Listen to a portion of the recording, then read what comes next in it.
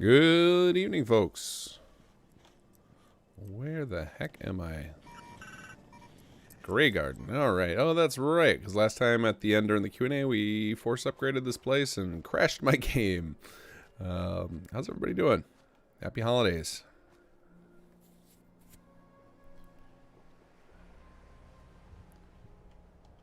Let's see where our quest log's at right now. Looks like we were en route to turn in a quest at Starlight. That seems reasonable. I'm going to hoof it because I know I'm going to trigger a quest update. If I fast travel, I don't want that to happen until 9 o'clock. I'm doing great, Skywise. Thanks for asking.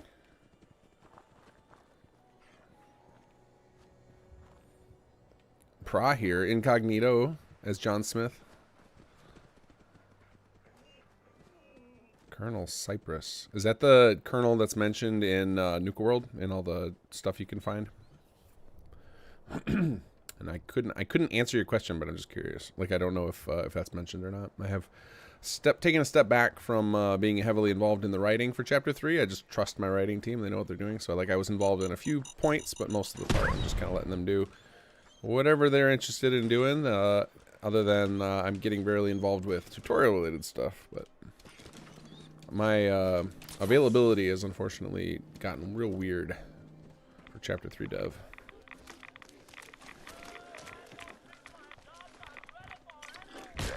Uh-oh. Radio off. There it goes. So many rads. Oh, that was already charged up.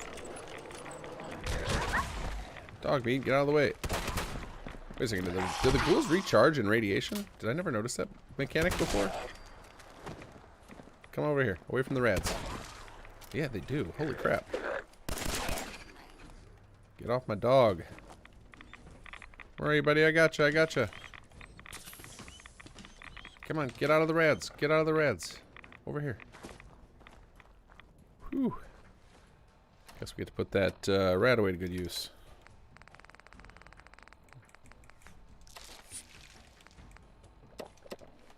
There we go. Sound is great. Thank you, Jason.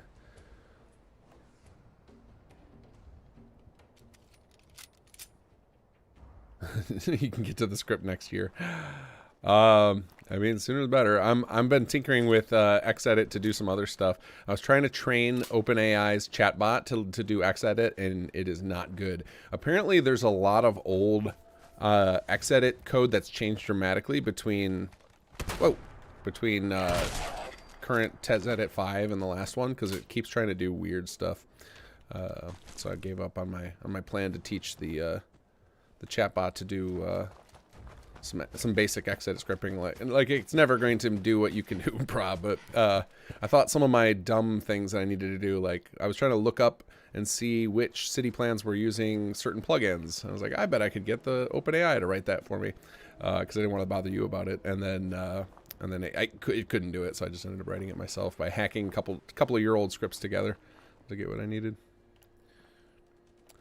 How was Christmas, El Chivito? Christmas was great. I am now surrounded in Legos. Both of my kids got into Legos this year in a big way. Like my oldest was kind of into them the year before, but didn't ask for them for Christmas, and so they both asked for them for Christmas.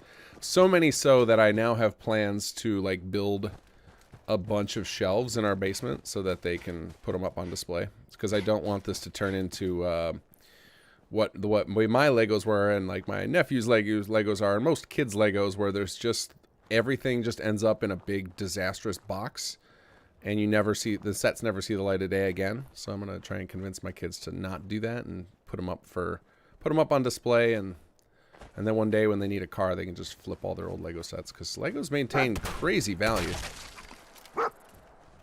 I read that their value per ounce holds better than gold, which is ridiculous, but probably true when you look in the eBay sales. Z Games, what is the likelihood of Mama Murphy being the mysterious benefactor for the Gunners? I'm going to go out on a limb here and say 80% chance. 80% chance. Oh yeah, this is Starlight. What am I doing? I'm thinking I found a special new Hall of Loot.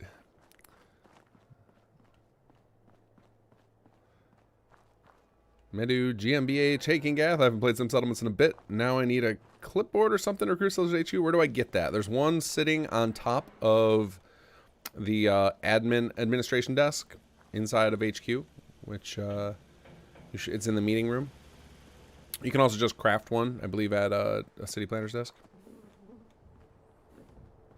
All right, here's our little settler. I'm just turning into this. Oh, hey, old Paul. I forgot you're still alive. Hey, buddy. Spoiler alert. I don't know how to thank you for that rescue you pulled off. I was glad to help. Oh, thanks. We were kind of at the end of our rope here. Quester WI. Yeah, player character isn't addicted to Jet. Not yet. Not yet. The playthrough is young, Quester. Look at this place, all higgledy-diggledy and held together with duct tape. If you have not played around with OpenAI, just like have a chat with it. Don't worry about the code, but just like the AI in that is insane. Like it writes, it's not like the old chat bots that usually get put out where it's just like, you know, it just writes nonsense.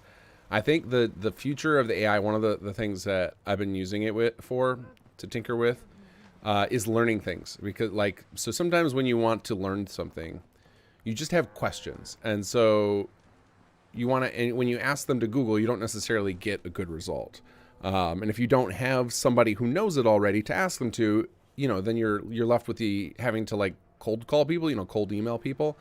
And instead you can ask these like questions in very straight English to this AI, and it will give you general information, and then it'll give you like a pool of, and then it gives you more information. So then you learn more questions to ask, and you can kind of keep going the same way you would reading a book. But I think like I've been able to learn, for work right now, I'm dealing with a problem with an Ubuntu server, and I know very little Linux stuff. I never got into it that much, but I need to do it for a project, and I'm able to just like ask questions about error codes in a way I could never do on like searching through Stack Overflow. It's like a different way to ask the questions because I don't know the right things to ask necessarily, but you can just ask in plain English to these 8 chatbots, and to the OpenAI bot, and it gives you amazing information. Like I think it's going to be a great learning tool. I was talking to Lively about the use of it, and one of the ways he talked about using it was to ask it questions about Papyrus so that he could get a little deeper into it. Like, why is this script doing this? You know, what does the brackets mean in this? And the chatbot would answer him in straight English, like what each chunk of the code meant. And it's like, this is going to be an awesome like learning buddy. Like I could see it being AI things replacing like paired programming, of being able to just like have a buddy to ask questions to, especially for stuff you're embarrassed to admit you don't know. Like with a lot of the server stuff I don't know, like based on my position in my career, I should know a lot of this stuff, and I just never have needed it. And so it's a little embarrassing to have to ask somebody. So being able to ask an AI bot and get pretty reasonable answers, or at least answers that point me in the right direction, is pretty big game. You know, there's a lot of problems with the AI of displacing people's jobs and stuff, but man, as a learning tool, it's freaking insane. It's wonderful. Skywise, you gave them toys and now you want them to not play with them. That's kind of mean. No, they have plenty. They'll have so many they can play with. The problem is, so they've already been Lego addicts for like all of the last year, and they have, I think in our app I counted, we're up to like, because they have like a Lego app where you can scan the books of the sets they get, and they're up to like 60 some sets already, because people just, you know, for their birthdays they get them, and then and occasionally I'll buy them sets, and they just have this monster pile they've accumulated in just a year, and they'll play with them occasionally, and then most of the time they just get tossed in a pile. And so if they're not going to use them, I want to put them up on display, keep them up there, keep them nice. And then maybe they'll remember they're there, and they can always pull them down. I'm not going to be mean and put the shelf so high they can't reach it. But just somewhere better than a box where parts are all going to get jumbled together, and they'll be lost to time. I also don't want them hitting the carpet and turning into landmines, which is what Legos are best known for.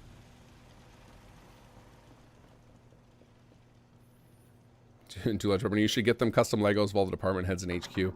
Oh, so speaking of that reminds me of something. There's this amazing set somebody put out on Reddit where they built it themselves, and it's like a replica of the Red Rocket in Fallout 4 in Lego. If you go Google that, you'll find it.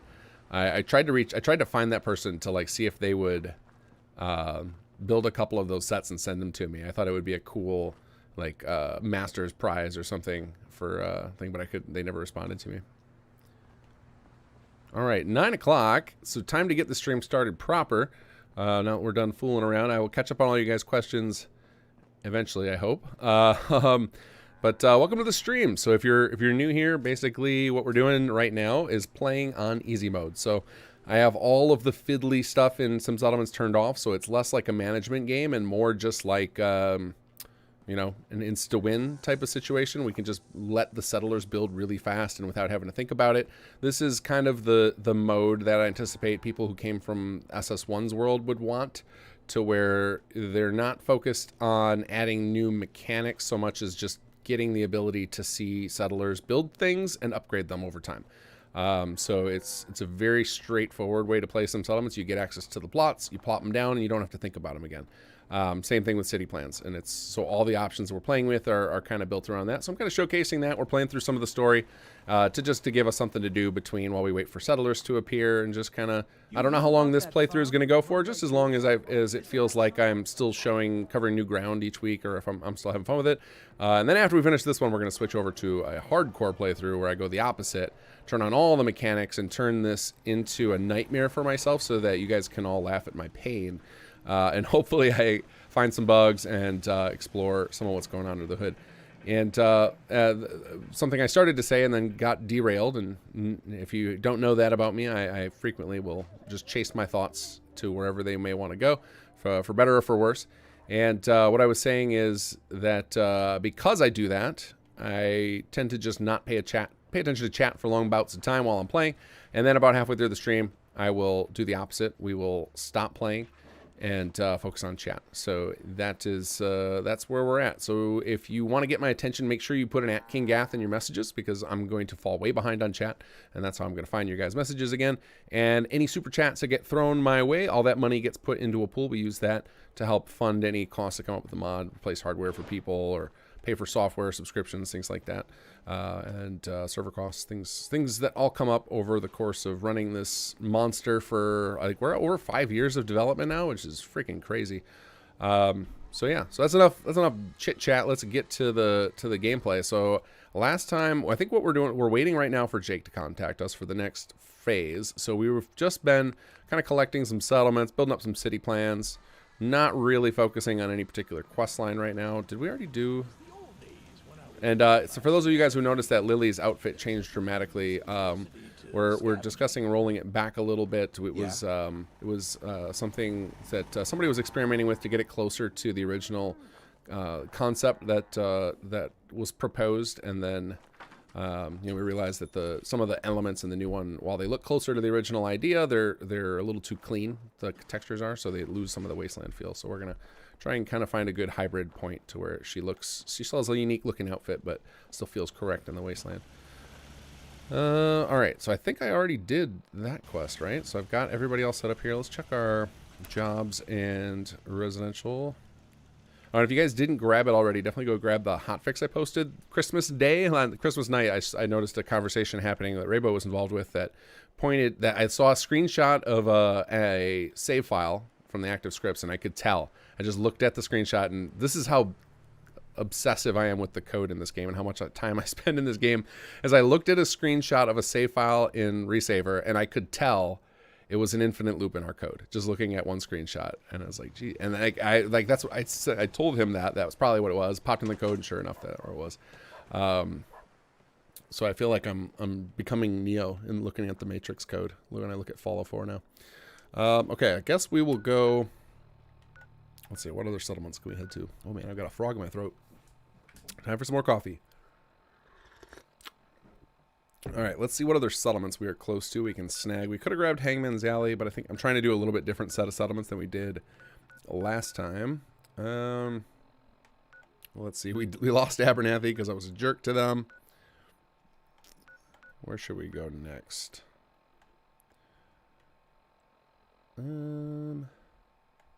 See, I think I did Outpost Simonia last time. I don't think we got to the ones way out west here, but I also think that by the time I get out there, we're going to start seeing some more quests pop, so that seems unnecessary. I guess we could get to Egret pretty easily, and I don't think I played that one last time, so let's do that. Let's go try and grab Egret. Actually, I bet when I fast travel, I'm going to trigger I'm going to trigger the next stage of the quest. I'm going to be opening it right back. That's fine.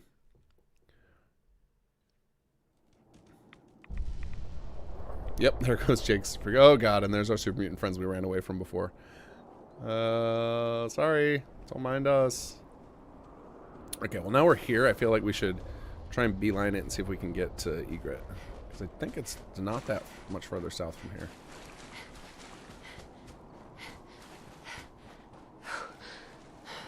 Never use the Craigle. That's right, Skyways.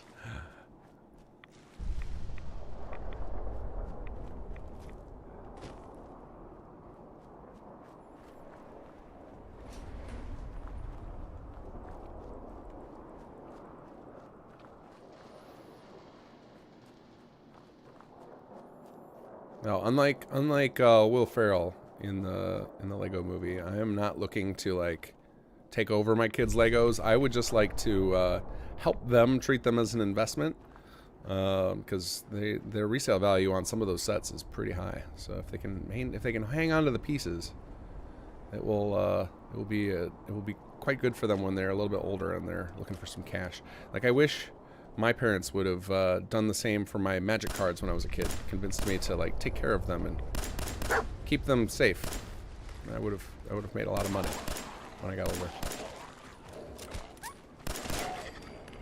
Okay, so I don't think I want to mess with this place. This is just that watery hell full of ghouls. How much further south do we got to go?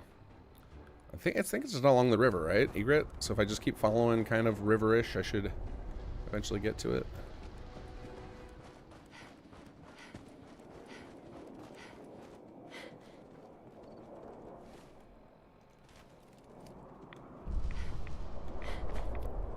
Seems like there's a lot of good buildings here for some World Repop.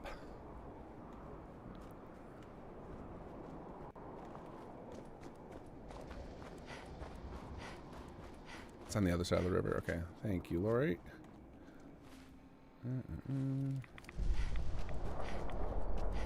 Jason Locrance, thank you for the donation.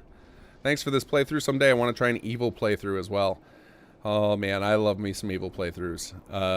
I had so much fun doing that with Conqueror. Here's hoping we get to see Conqueror for SS2 and another playthrough with that as well. That would be amazing. What is going on over here? Is that a super mutant suicider I see blinking? Let's just quick save because I can sense my imminent death as we approach here. Hello? I don't hear any of the beeping. Hello? Nope, I just heard footsteps. That's weird. You guys saw it too, right? I'm not crazy. I just saw a super mutant with a red glow walk into that building. Oh, and isn't this where the main quest part of it happens, where you find like the cigar over here? Map. Alright, let's head south. Okay. Apparently it was my imagination that there was a super mutant there. Wouldn't it be crazy if that was like actually Kellogg and there was like opportunities for you to see the scene play out in advance? I mean, I know it doesn't make any sense timeline-wise, but that'd have been kind of a cool thing if there were chances of you to glimpse the path he took with Sean before you got to it. Actually, I guess timeline-wise it would make sense, because you're finding, like, lit cigars and stuff, so I guess it's supposed to have happened, like, on his way to, when you're tracking him to Fort Hagen. Come here, bugs. Oh, swing and a miss. Oh, wait, I'm a VATS character. That's right. I don't have to show you guys how bad I am at FPS gameplay.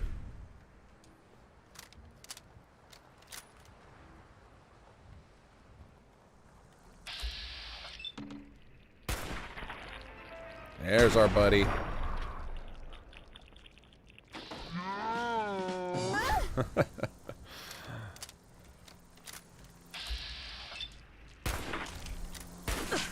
No, get off me. Oh, no, no, no. I want to just pull the trigger. There we go.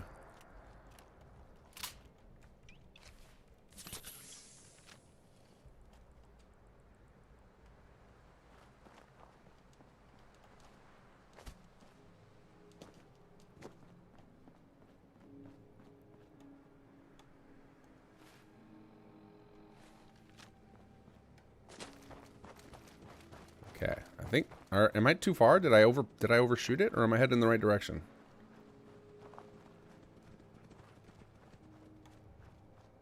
Hey. Wait, who was that? Oh, oh, oh! I got some raiders up here.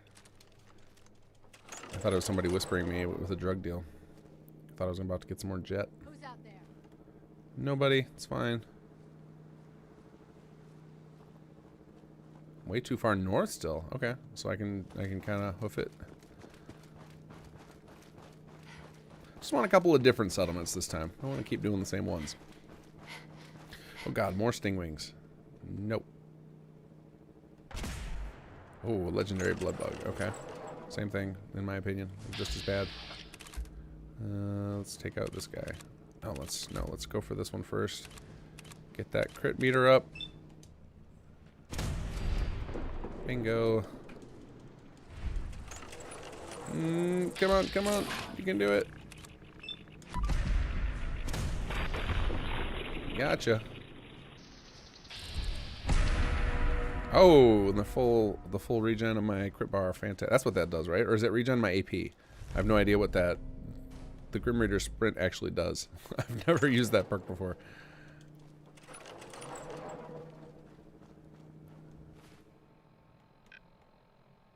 So it's a ways down here, you guys are saying? All right. It can't be that much farther. There's not much left on the river.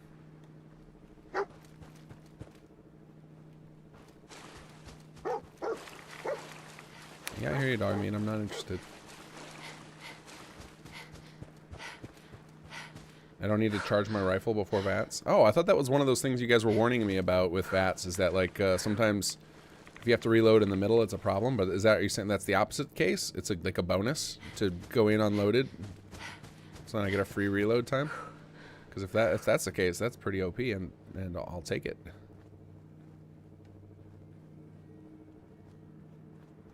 Let's see. Let us heal up a little bit.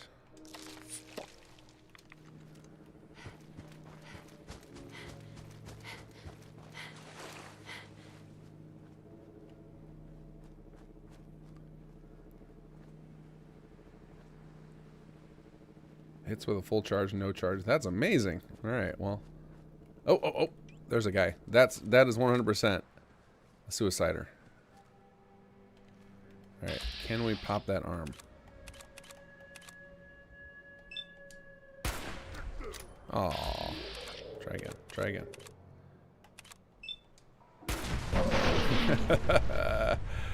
Fantastic.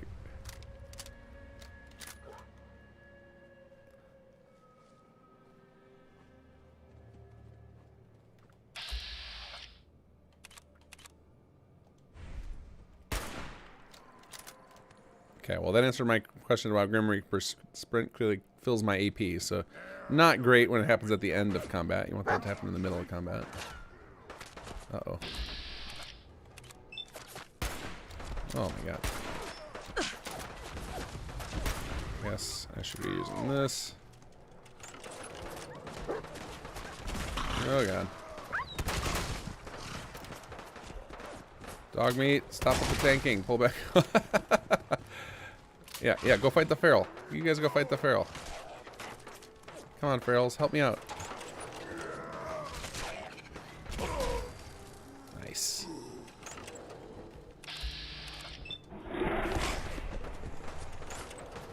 No, I'm gonna keep forgetting that I can just not charge it. Give me the head. Give me the head. Fine. Don't have time. Yep, forgot again. Just instinct to charge this thing. Oh, you're a terrible shot. You're gonna be a terrible shot for me. Oof. That's a bad miss. Oh god, look at my health.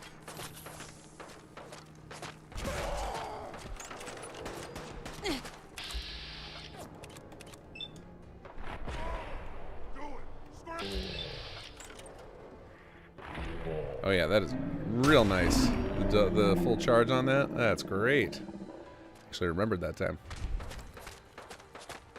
Okay. Alright, can we get this guy up here? Nope.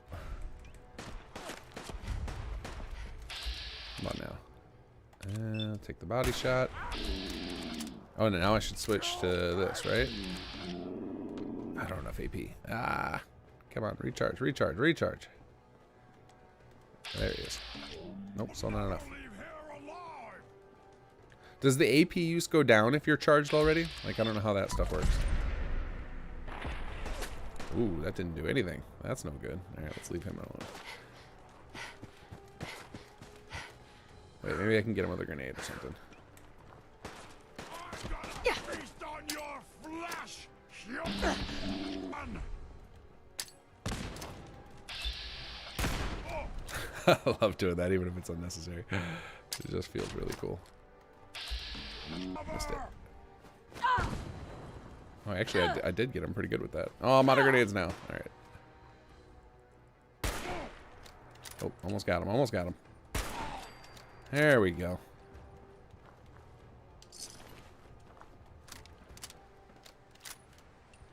Yeah, that's just fun. I don't know why I never played with it before in this. I think I was just so enamored with the fact that Fallout 4 has solid gunplay after Fallout 3 and New Vegas were so VATS heavy. I was looking forward to the break and I forgot about how fun VATS is. All right, what else we got around here? Just a lot of meat.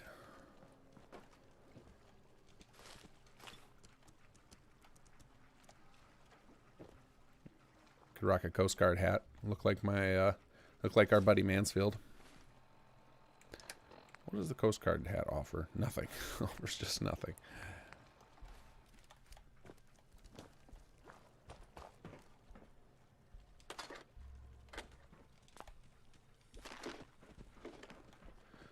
Okay. Oh wait, that looks like the egret symbol. I think we almost made it. Oh god! King Gath, inside that vertibird there's a key, and in the boat and water there's a password, so you can get a bunch of goodies and coast. Ah. Where's the vertibird that I pass? Usually I read that stuff from you guys after I've already left the interior location, and then I miss out on all the cool stuff. Inside the vertibird, this thing? Oh yeah, this is a vertibird. Okay, inside the vertibird, I'm looking for a key, and in the boat, there's a password. All right, let's get those things. If I can figure out how to travel through this stuff. Come on, come on. There we go. How do we get in here? Did I need to come from the other side? Oh, almost had it. There we go. Stimpack right away. There we go. USCG holding cell key. All right. Another Coast Guard hat. And then the boat in the water. Where's the boat?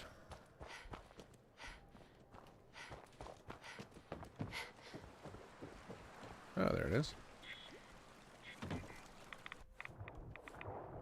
I need some Rad-X for this.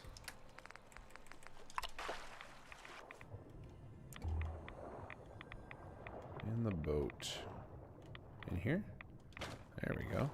So where is that for? We're USCG? And the Coast Guard Pier. Is that another location that's like, or it is in this location. Okay. So it's in here, in this building. Cool. I don't know that I've ever found that stuff.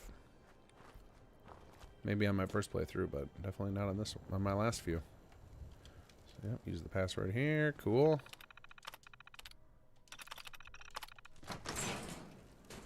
What do we got? Hey. Oh, hello. Free money. Oh, look at all these shells. Holy cow. Jackpot. That's not a little goodies. That's a lot of goodies. Why all the buff out? Is there some story reason for that? If I read the terminals and stuff? No way I could pick this. Oh, I could probably pick this one at least. I was hoping the key was going to work there. Yes.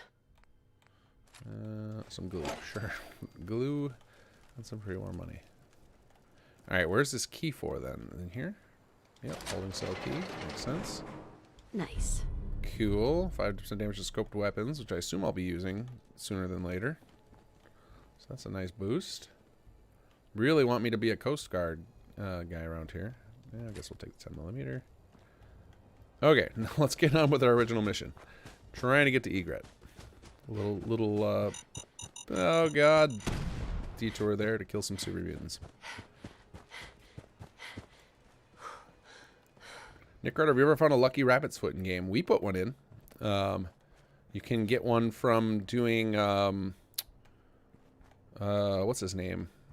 I can't remember the character's name. I can see him in my head. He starts out with like there's a bounty hunter chasing him. If you do that quest line, you end up with a lucky rabbit's foot.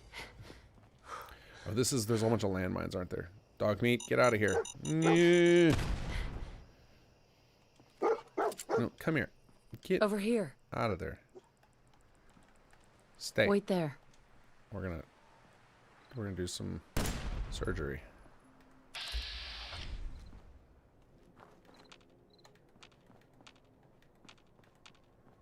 Clear path? Yeah. Oh, there's that one. Oh, missed. Not much better. Hello. Hey there. Kid, I don't know who you are, but you better clear out before I go haywire and blast you. Go threaten.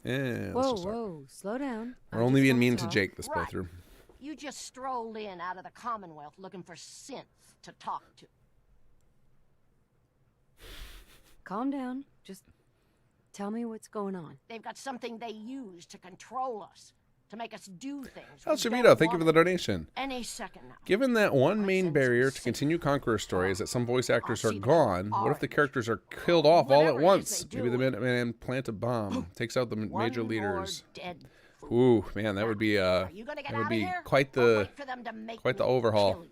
I don't know if I'd be happy with that. We'll figure it out. We've got, because the other part of it is like without the we would have to rewrite part of the story. We have the story figured out. Like we know where it was going. That was what was disappointing about not finishing it. Is like we knew where there were like 6 quests left, and we had them outlined. It was just writing the actual dialogue script for the scripts we needed to finish. You awake? I don't want any trouble. I'm leaving. I'm leaving. Glad to see you don't have a death wish. Now, get out of here. But we'll cross that bridge when we get to it. Right now, the focus is on Jake's story. We 100% are gonna finish that up. Just do whatever you came here to do and get the hell out of here. And stay out of my stuff. Isn't there a way to convince her to like chill?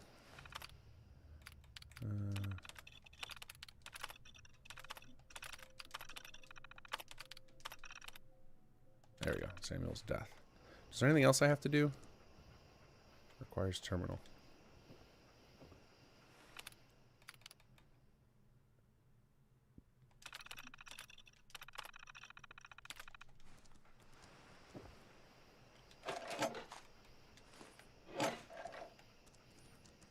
Tie in with the Nightingales. All the characters got some serious flu, which messed up their throats. Oh, Hey, she's not fellas. happy. I thought I told you to stay the hell out of my stuff. I saw what you wrote about Samuel. Fine. I guess you might as well hear the whole thing. My grandson Samuel and I were on our own since my daughter died. I managed to get us in on a farm. Hard on these old bones, but it kept us fed. I was on watch one night. I'm sitting there with a gun across my knees, looking out over the hill, and I think I fell asleep. It's just blank. The next thing I remember is the sound of a gunshot. Phyllis looks like a shaking human me out version of- of Cola. And Samuel Big is old at my bulldog feet, face. and there's blood everywhere. I know this must be hard for you. Please. Tell me the rest. There's nothing else to tell.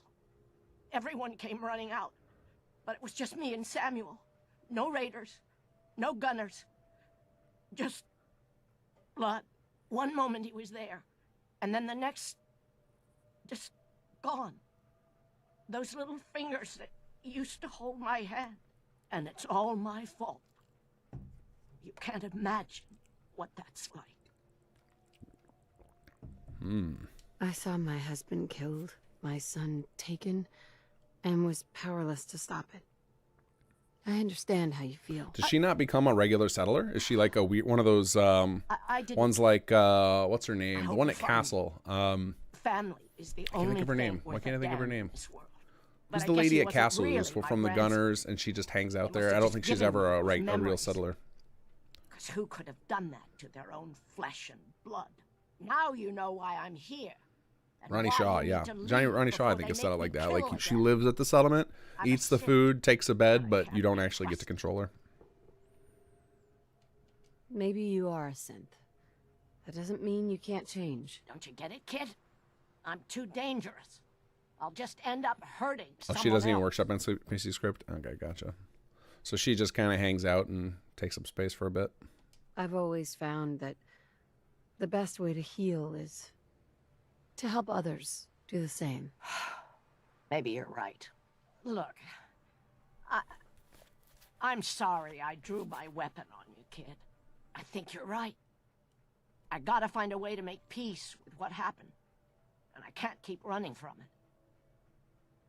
There we go. Hey, Phyllis. Thanks for taking the time to talk to me, kid. Given me a lot to think about. Okay. She's got nothing for me. All right. Well, let's see here. So I guess we've got this place, so now we can turn it into a settlement. Let's do that. Or make a city plan. See if I have. I actually don't know if I have any city planners desks left. Oh, but I just have enough stuff to build one here. Are we on TGM? I don't think so. We will take our good luck here. All right. So because we're in easy mode, we have leader requirement turned off. I believe we have city plan cost turned off. I think we can just do this. Let's see here. So we've been going with ROTC plans because it's helping me find some issues.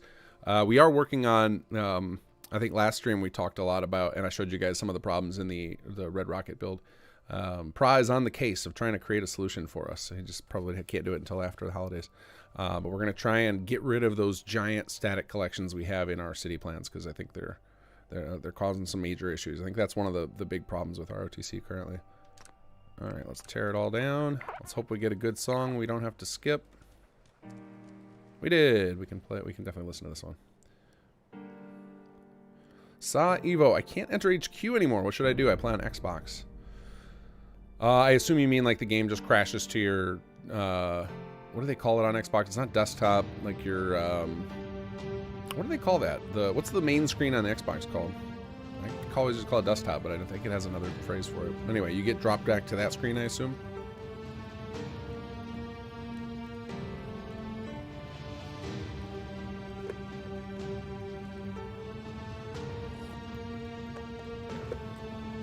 Dashboard, yeah, that's it. Thank you. Yeah, do you get Saivo? Are you getting dropped to the dashboard, or is something else happening?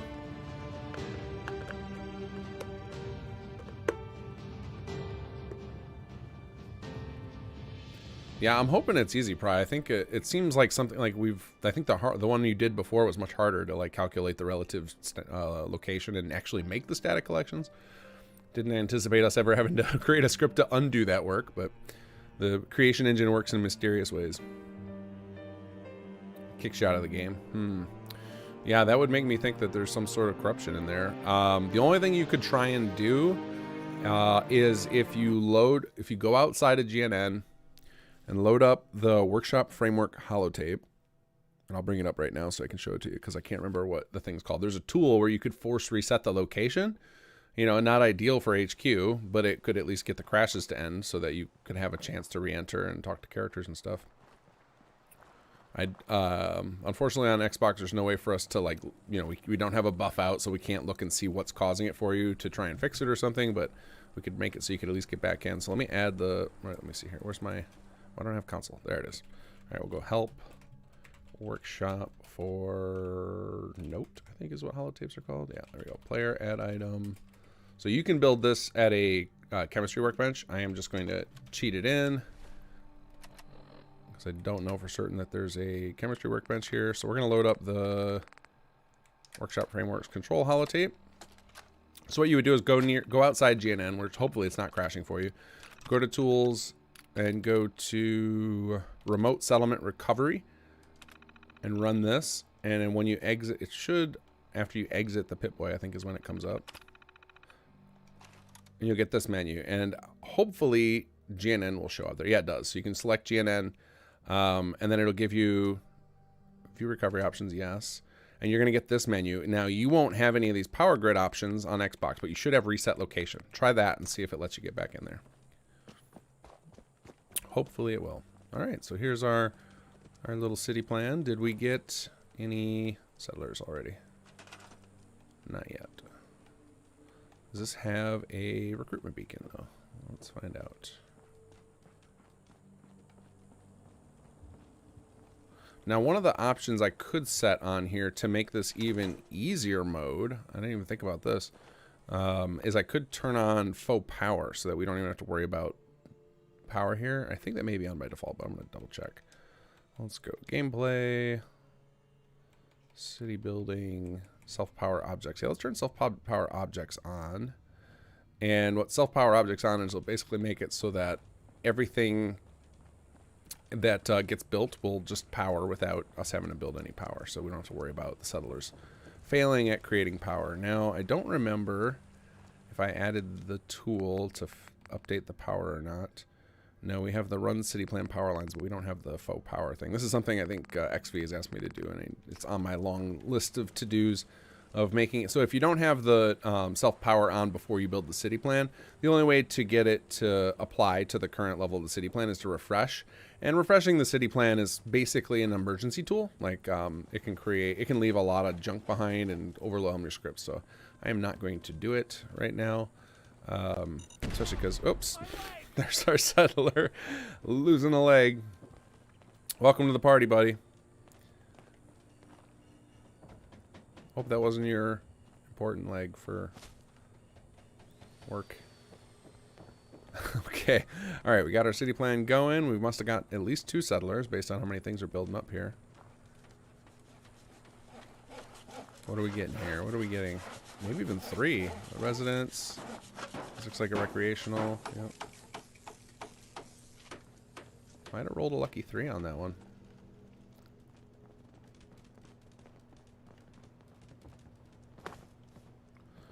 Computer Sergeant 9, I just installed one of the master city plans. Those trailers were fired. They had some mechanics like raiding quests.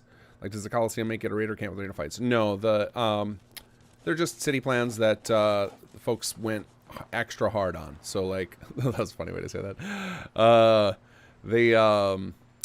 The Masters contest is basically a contest we have a huge prize for. Like, winner gets $500 cash. And everybody gets a bunch of bigger prizes than usual for it. And the only way people can get to enter the Masters is if they've competed in a city plan contest previously in that season. And they're judged not only on the final level, which tends to be what people focus on when we do public voting. When we do the Masters, we internally vote on all their levels and their story as a whole and how they design the settlement. So those and then part of their prize for the making it to the finals is we put together like a really intricate trailer showing off their settlement. So those are just user-made city plans that are, you know, from some of the best creators in our community. So they don't have any special mechanics or anything. We just put together a really nice trailer for each of them.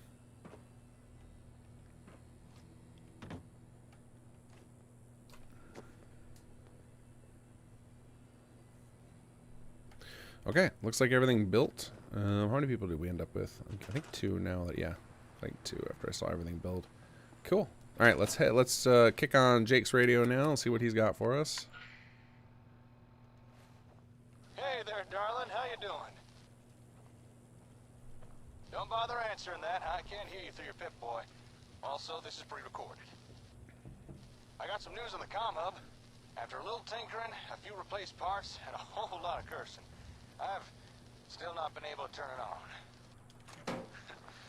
Not exactly the best news, I know. But as it turns out, too many of its parts are degraded beyond use. However, here's some good news.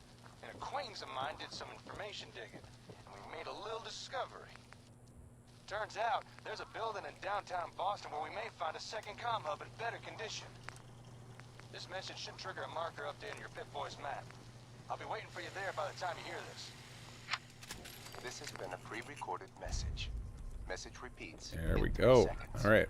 Now here's hoping we don't. Well, actually, I was about to say here's hoping we don't run into a bug. No, let's hope we run into all the bugs that some of you guys run into, so we can have a clean save to fix them from. Okay, and I just threw a. I don't usually like to do a whole bunch of weapon upgrades because I prefer to find. You know, this part of this game is the looter shooter aspect, so I'm not a big huge fan of crafting. But because I got that perk mag that gives me bonus damage to scope, that I'd throw that on there real quick. Okay, let's head to the amphitheater. Go check out Jake, and we'll start the slow march toward getting all the different plot types unlocked. So even though we actually have access to all of them because of city plans bypass all of our block content because we wanted to make sure that folks could see the full city plan designs that the designers created and not have to wait for them to unlock everything and then end up with a messy city plan, especially if they've got the designer's choice system on. So it's kind of like a plot hole in our system or in our quest design in our story that city plans do it, but the city plans were meant to be kind of locked until after you do the quest Who Can ASAM, but we decided to make them available from the get-go so that people on their subsequent playthroughs can kind of get moving a little faster. It's one of the same things we'll end up doing with the Chapter 3 mechanics is they will technically be introduced to you like after Chapter 2, but they'll actually be available to you right at the beginning of the game, so that way if you're on a second or third playthrough, you can play things a little bit differently. Nice. Anybody else? That's it? One mutant? Can I turn up the NPC audio? All I can do is turn up all the audio on the game. So I've got the voice maxed out. I think part of that would be... That was probably because I had the radio turned down. I'll just turn that up all the way since... That was probably why Jake was a little bit quiet. Hopefully Jake is loud and clear when we get to him.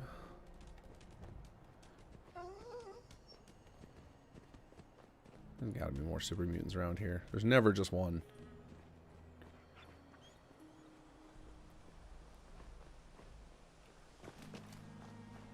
Nobody? That's weird. I don't trust it. Yeah, you neither, Dogmeat. I can hear it in your growling. You know what? We're due for another save here, just in case. All right, there's Jake. So that part of the quest is working. Usually, the part where people have a problem with this next quest is either when they first get inside of the place or when they get to the basement. For some reason, those two places we get a lot of reports on that. Hey there. Hey, darling. Say, you spoken to any of the people around that old theater? Those glazed eyes, creepy smiles. You read any of their little pamphlets? I tell you, they ain't right in the head. What's with the outfit? Felt a tad underdressed after our last adventure, what with the bullets flying everywhere and such. Anyway, as I said in my message, I've been unable to get our comm hub running. Honestly, given the state of it, I'm not surprised. Tech like that ain't designed to be left sitting around unused. Too many of its components have seized up or just degraded over time. Can't someone else? Oh yeah, I'm supposed to be a jerk to him. I Anyone totally in the forgot. That was Commonwealth part who'd of even know where our to start. part of our MO here. If we want more out of ASAMs, we need a comm hub that works. Quester, is the Well, volume as it okay on is, Jake I don't now? have what I think we it was need just to the repair the radio. one we He sounds have. pretty loud to me. However, fortune has smiled upon us. A friend of mine discovered where we might find a second comm hub in better condition, as well as a nice stockpile of ASAM products to boot. So if you'd care to join me, I want to go check this place out. You're always overdressed, Jake. I don't want to say not now because that's gonna pause the quest. All right, I guess let's go. Sounds good. Let's go. I knew I could count on you. With luck, we may just find ourselves a working comm hub. Or at the very least, a few ASAM goodies. Here, let me update your Pip-Boy map. There we go. All right, lead on.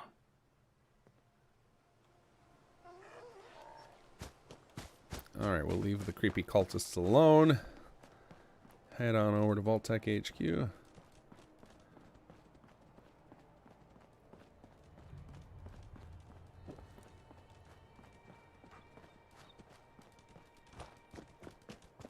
Yeah, I think for his armor, I think we use like I'm I'm not sure if we use a leveled list item or something, but there's definitely possible, like depending on what mods you have installed, you can end up with totally different armor on. So like I know one of the causes of right in here when people have an issue is some of the ghoul replacer mods apparently cause some issues with the sequencing in here, Seems and to be the right address. they can break things. Records say a lot of ASAM stuff was delivered here. Apparently, they were expecting a comm hub too. Wait, you hear that? I don't think we're alone. Yeah, missed me.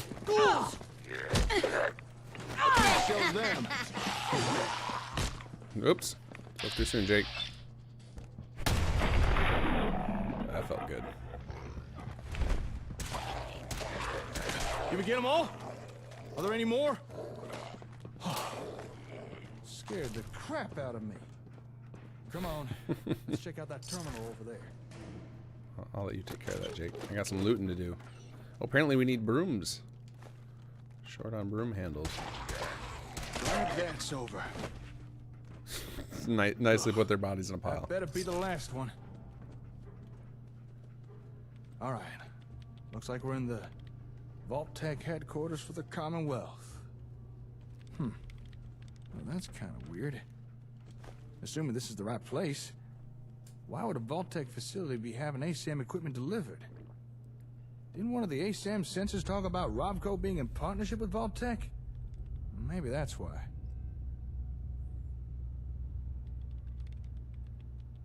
Vault-Tec, ugh. Hold that thought. Just found the employee records. There's a name in here. Magnuson. Have we heard that name somewhere before? These awesome close-ups. Thanks, Bethesda. Oh, we've got a perk. We got to do that. Sorry, you say something? If it's not too much to ask, could you please pay attention? I was asking about a name on this terminal.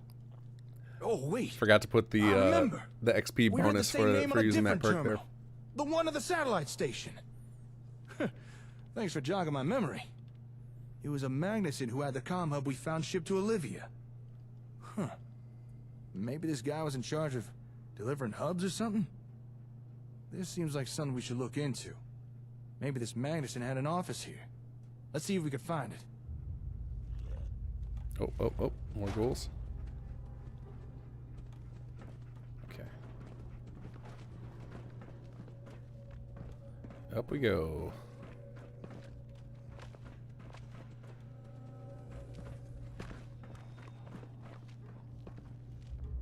I can hear their slimy footsteps.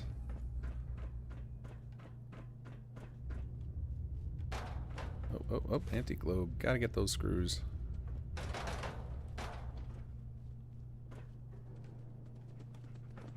They're way up. Oh, here it is. Like, I know there's stairs right around here somewhere. And I think it's right over here. Hey, look there. I think we found the office. There we go. All right, now here's another one of our favorite camera angles over here. Ah, good. Got a working terminal. Just give me a second here. I don't know if you guys ever noticed this little picture. I believe that is Magnuson with House. Is what Whoa. the This is some serious kind security. of little Damn it. little tie-in Crank to this everybody's password. favorite Fallout. Oh, come on. All right, terminal, you asked for it. Finally, I'm in. Okay, let's see what we can learn. Huh. Well, I never. I think I discovered why Vault-Tec was so interested in ASAM equipment. If I'm reading this right, it looks like Vault-Tec was trying to develop a rival product to the ASAM sensors. And? And, well, that's interesting. Seems this Magnuson was Intimidating. hired by Vault-Tec because he used to work with Robco and the ASAMs. They must have wanted his insider Yeah, knowledge. we don't usually manually set the camera angles on all Although, these judging by his terminal entries, I don't think this guy on took each his of the job lines here because very it's seriously. really time consuming. Scratch that. He really didn't take And his also job not seriously. it's not fully controllable either. fact, The camera system in this He game was is using very his awkward. position here to embezzle company equipment. Sounds like an asshole to me. The nerve on this guy. He was actually Yeah, at least we're stealing not from clipping into the middle Vault-Tec. of Jake's face today. Building materials, computers, robots. Hell, he was even stealing their ASAMs and... Oh, I don't think we're gonna find a second comm hub here. Why not? Vault-Tec were expecting a comm hub to be shipped here. But this Madison guy hijacked the delivery. Had it sent to Olivia instead. What we came here to look for, we've already found. That's disappointing. I'm sorry. Maybe I should have looked into this more before dragging you down here. Looks like we're stuck with the hub we have. But it does sound like Vault-Tec were working on something similar. Maybe we should investigate this rival product of theirs. Hey, maybe it's something we can use? The terminal said this place has a warehouse where they worked on projects. I'm thinking we should take a peek down there. Although, Terminal also said we'd need to take an elevator. And supposedly, we'd need a key card for that. There's gotta be one around here somewhere. Let's see if we can find it. Okay, let's do that. So I see you guys talking about him, Jake pulling out his gun all the time. So the way we have most of our characters set up when they companion with you temporarily is they will, I don't know what that could just pick there. I was trying to pick up the crystal and I picked up some random other thing. They will match whatever you do. So if you have your gun out, they will pull theirs out. Like that's the AI package. We set up like this default pseudo companion system so that we can quickly swap our characters in and out without having to remember. There's a lot of different ways to make NPCs companions, and so we came up with our own little tie-in to the vanilla system to make it quicker, so that we didn't have to remember so much code every time we were setting them up like that. Whoa, whoa, Frank Davison, take it easy. And anyway, one of the things we have set up is for them to just copy the player. Get him, Jake. Oh, are you kidding me? Yeah, a dull moment. Hey, I'll take the level up. All right. Hey, that might not be too bad for me. Found what we need. I'm getting wrecked Let's melee go take that elevator. all the time. Well, let's put that on. Apparel. What did we just get? I thought we just got a... There it is. Right leg. Worse armor, but it'll be fun to get that proc once in a while. Anything else of value in here? Antique globe, yes please. Desk fan, always.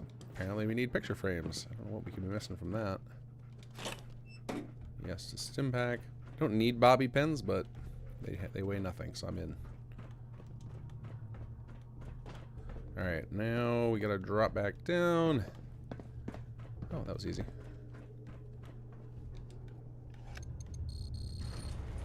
Ta-da! Alright. Going down. Saibo, can there be something done with the companions stand on your lap after exiting a 24-hour wait? It mostly happens in HQ. I don't know why that would happen. Stinks down We don't mess with any of the vanilla companions, if that's what you're talking about. That's not a... We try not to mess with that at all. Come on, I think the one exception is... damn creepy ass and I think there's some bugs with this let's that look we need to around. resolve is... There's gotta be something down here. If you go into the VR system in HQ after you've done that quest line, that I think your companions can get in a weird state. much. Like that's something like I have to come up with a solution for. I think some people have reported it in the like that's like one of those tribal knowledge everybody has of if you go into the VR system, make sure you dismiss your companions first. I think is the common solution. Got some Robco boxes here. Empty. Not a single sensor or anything. Oh no, Must have been keeping dog the meat. stuff they We were need you to working on carry. somewhere. Come here. This can't be all there is. Hey, We're missing something. Oh, he's already carried a bunch of stuff. You got a miss. Why are you carrying a missile launcher? Let's get that out of here. I'll take that. Thank you. All right, what can we give you? What are we actually going to keep? Do we even need any of this garbage? I think I can first just drop some useless stuff here. Let's see. We're carrying way too many 10mm pistols. Don't need the missile launcher. And I guess we can drop the hunting rifle. Let's There keep we go. looking.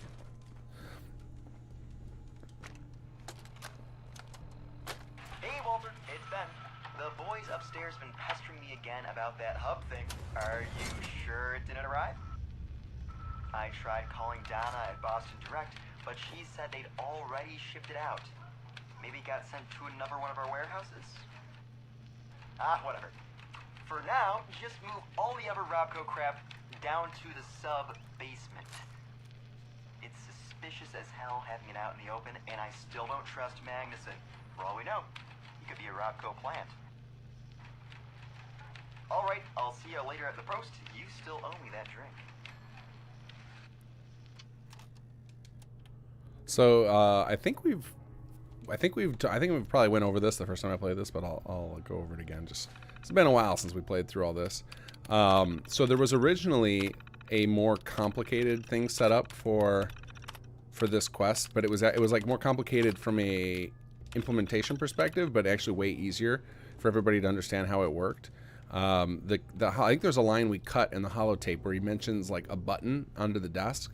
And so you're supposed to like push that button, and then it was supposed to make it known how you get down here.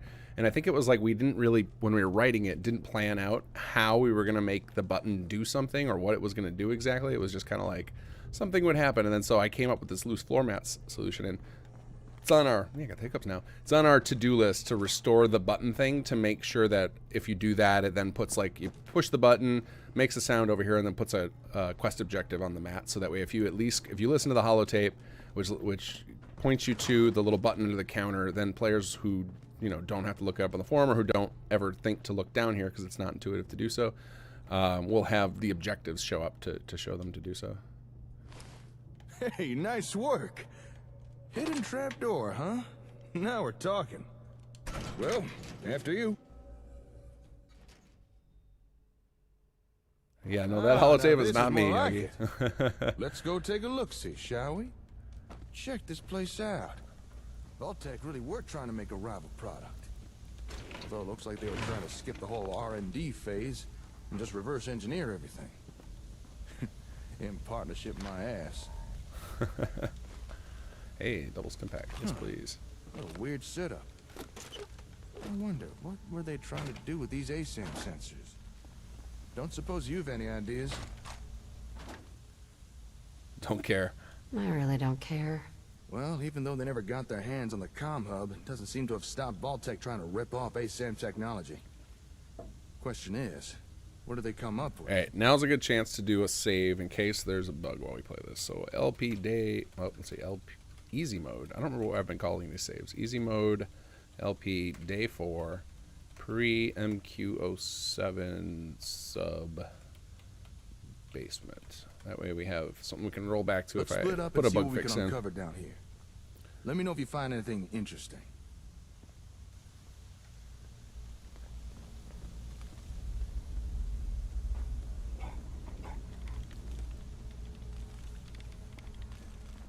Oh yeah, that's right. We get free ASAM sensors. Not that I need them, but I'll take them. Yes, please.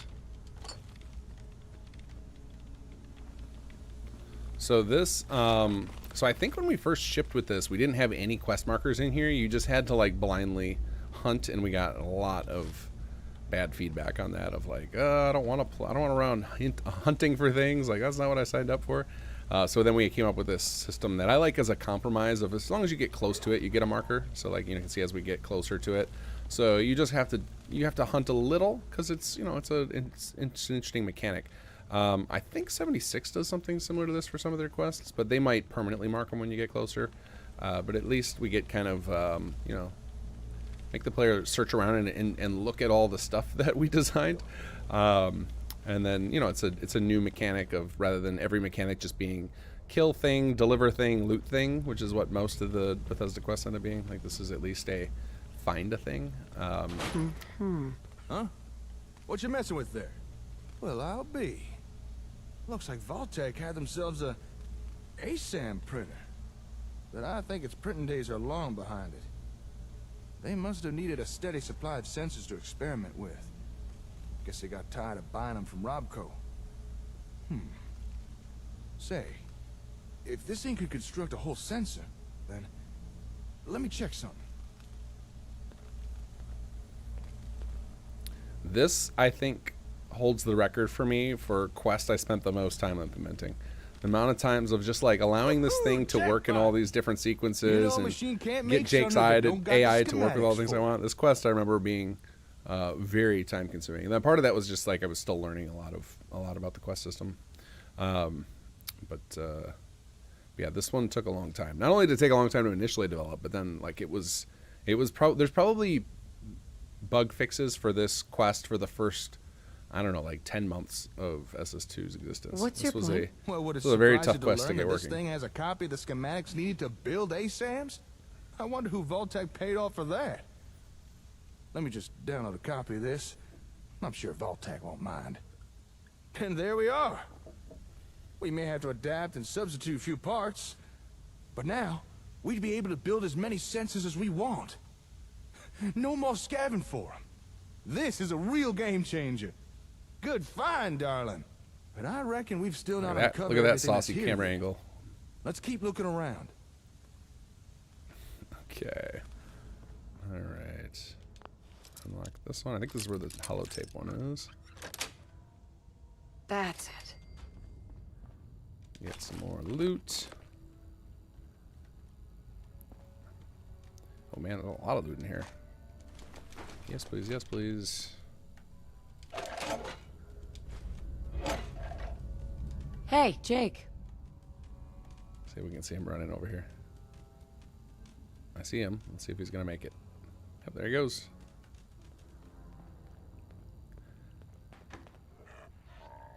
This is one of those ones where, like most of the other ones, I think I just teleport him behind you, and this one, Yeah? because of Found this something? hole in the wall, you could see him, and I was like, Hello. we'll What try have we one here? with a travel package. Oh, well, how about that? This holotape contains data for the different ASAM variants. You know, plot types, the different things ASAMs can be programmed for. I suspect Vault-Tec planned to copy the software. Let's see, we got residential, agricultural, and industrial. Whoa, hold up a sec. There's more data here. Deep Dive Gaming. There should be a What prompt the- when you get down here to talk to Jake. If Recreational you wander plot? off too soon, you don't get to interact with Commercial? anything. New players might think it's a Darling? bug. Do you know what you just found? I mean, that sounds like working as intended. Like you shouldn't be able to interact with any of these things until after he tells you to. But is it like there's a lack of a quest objective that we need to add? Nope. Do you? There's data for 4 new plot types here. 4 more things that ASAMs could build. I don't think Robco ever released these variants. At least not to the general public. This is one hell of a find. I'm gonna have to study this tape. If I could figure out how to transfer new data onto sensors, I'm fairly certain we'll soon have more things to build. Whatever. If you say so. I never thought we'd find something like this here. I wonder what more's hidden around this place. Come on, let's keep looking.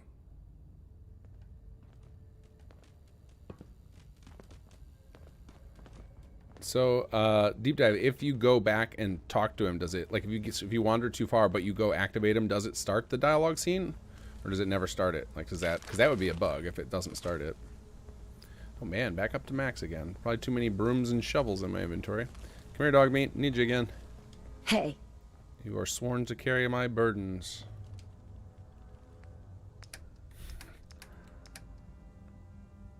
Guess I don't need to keep. Oh, should I be using this? I guess that's just the fire rate is up. Compensated. That just sounds better. 71 accuracy, 71 range. I think this is just a straight up improvement. I should just use this and ditch these other two. Let's just do that. All right. Inventory.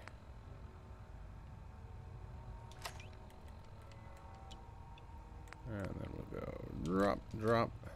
Ta-da! All right.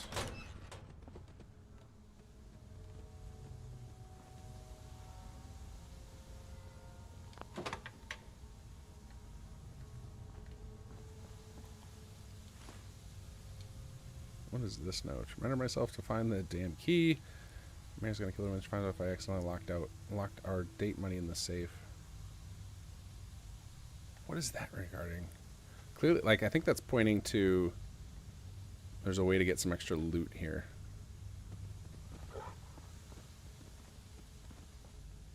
Hey there, Mala. One-armed T-posing Mala.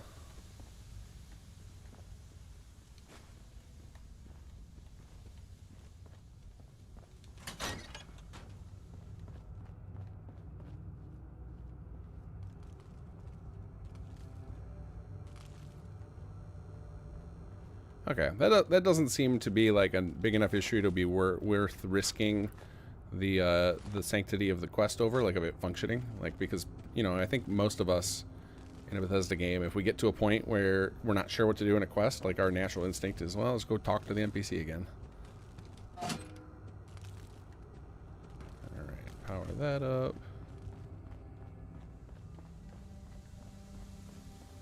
Push the button. Uh-huh. What's all that ruckus about? Would you look at this thing?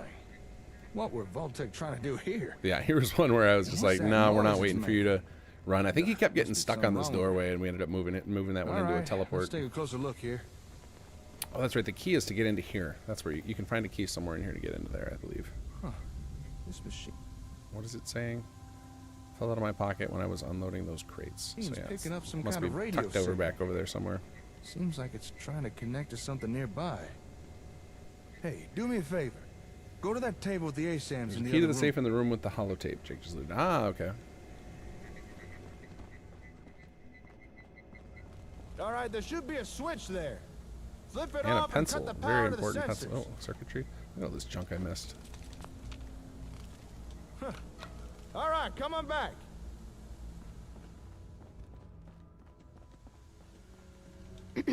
Yep, that confirms what I thought, all right. I assume you'll explain what you're talking about at some point? The signals this machine was picking up, they were coming from those ASAMs. They were emitting the radio signals.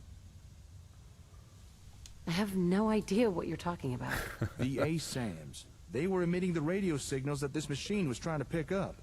When you turned off the power, we stopped the signals. I didn't know the sensors could do something like that. Emit a radio signal, that is. But that begs the question. Just what is this thing? Why is it trying to pick up signals from sensors? Just what kind of ASAM technology were Vault-Tec trying to copy here? Here. What you got there? Technical documents, huh? You already had these? Not that I'm complaining, but is there anything you come across that you don't pick up? I stopped picking up Well, shovels. I'll be. According to these documents, this machine is Vault-Tec's attempt to duplicate a comm hub. I mean, it's not exactly a good attempt, but still. I suppose an effort was made. Not much a rival product, though. Doesn't even seem to work right. I guess after Magnuson stole the hub, Vault-Tec were forced to build their own version with no real reference. You know, if this thing really is a reproduction of a comm hub, I think we actually might be able to use this. Come again? What do you mean? We came here looking for another comm hub, because the one we've got's so badly damaged it won't even turn on. And while it's not exactly what I expected to find here, this Vault-Tec knockoff might still be useful. Call me optimistic, but between this thing and the real comm hub, we might just be able to cobble together something that works. Whatever. Whatever. Not like I care anyway. You say that, but you wouldn't be helping out if you really didn't care. Oh, optimistic But Jake. all right, He won't whatever let us you say. put it. He won't let us get him Well, down. with that, I think we've uncovered everything we can here. Okay, let me just take a mental inventory of everything we found. We got the schematics to build our own sensors.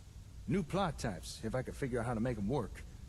And of course, Vault-Tec's version of a comm hub, which just might allow us to start repairing the one we've already got. To call this trip productive would be an understatement. I knew working with you was a good idea, but damn, I didn't expect us to do this well. The reward better be worth it. Oh, it will be. Trust me. All right, I need to start gathering things up. Move everything we found back to the hardware store. Oh, wait, shit! I completely forgot! I meant to go meet up with someone. And I doubt they'll take kindly me blowing them off. What are you after now? An acquaintance of mine. Actually, it's the guy who got us the info on this place. He said he needed to talk to me once I was done here. Time Something to about meet the coolest some cat. important information he wanted to share. But there's no way I can just leave all this stuff here. Look, I know I'm kind of passing the buck, but could you meet with this fella for me? See what he wants? I'd really appreciate it. I guess I'll have to. Since you're useless. I know I'm being a pain in the britches, but I really do appreciate That's a harsh The fella you take need on to that. visit lives up and down the Nora. city. He's an information broker. He calls himself the Ron. Chances are he wants to sell us some info. And given his past track record, it's probably something useful. So here, take these caps. Pay him and find out what he has to say. Most hours of the day you'll find him in his office, towards the back of the city. Say, not that it's any of my business, but while you're in Diamond City, might be a good time to follow up on any leads you got. You know, on your kid. I understand there's a detective living there. Apparently he's one of the best when it comes to tracking things down.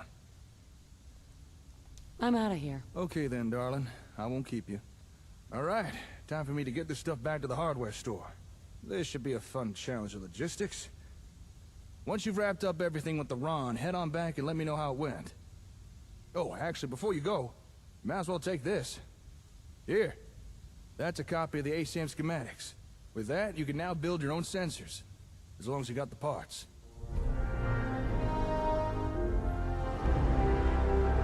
Right. About time. It's about time. I won't blame you if you want to test out and build a few sensors. Just don't keep the Ron waiting for too long. Anyway, I'll see you later. Good luck out there. Okay, and then I think there's a couple of these quests. There's actually a post conversation if you keep poking Jake. I think Hey this there. might be one of those spots. Oh, still here, I see. Actually, if you've got a minute, there's something I've been thinking about.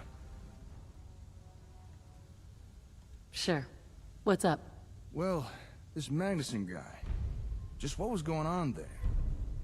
I mean, clearly he had no interest in helping Vault-Tec. And just what was he doing with all the supplies he was stealing? Like the comm hub. Why'd he send that to Olivia? I find it hard to believe Vault-Tec didn't notice that. Did they have their heads in the sand? Or did they just not care? Doesn't any of it strike you as kind of weird? No. just dismissive. Why do you care? I don't know. That kind of stuff just bothers me. You know, the mystery of it.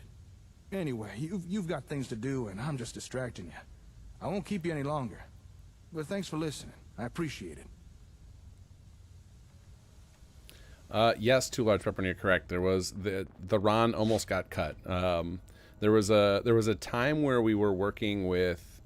We had a lot of folks working together on the main quest, trying to solve the main quest, and the Ron was something we inherited from the people who started on the main quest, and we were. So he was definitely in a discussion or two. He was on the chopping block of like, we don't really need him, but I just found the character hilarious. Like Hey, I'm gonna be I was a while big here. fan, and so I pushed should to head on like, to no, Diamond we should City. keep him. He's like a Ron will nice, be waiting. he's a nice, funny character. I don't remember how much. I don't know if Sarik is on. He could tell. Maybe he's the one who pushed for it, but I do remember like he definitely came up in conversation to be like, maybe we don't really need him. And I like originally he was tied to like some really sketchy quest characters that that did get the cut, and so then I think that's part of what started that conversation about him getting cut as well. But we needed somebody to add some levity to the whole thing, because we didn't want to be taking ourselves too seriously, because like that kind of you got to have a little bit of, oh yeah, I forgot I was going to open that thing. Like that's part of the charm of Fallout, is like it can have a kind of serious story, but it doesn't take itself too seriously. They'll throw in some jokes here and there to like kind of relieve some of the tension and not make it seem too I don't know what the phrasing would be, but it's kind of, you gotta have a little bit of comedy in Fallout, otherwise it just feels weird and off. And I think part of that is because like the whole scenario you're in is absurd. So like this like almost everything, you gotta suspend disbelief all over the place for Fallout to work. Like a lot of people talk about like, yeah, the plants would have regrown by now, or there wouldn't be, you wouldn't be able to eat the food, or there wouldn't be, this and this and that, like all the things that are wrong with the lore. And like, so you got to have the comedy to kind of, make people recognize that you as the storytellers are not taking it too seriously.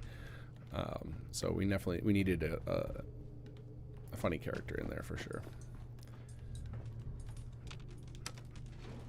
Going down. Lobby. Oh, I see another ASAM poster hidden away. I love how these are, like, I always forget where these are all peppered through. Business Vulture did a great job putting those all over the place.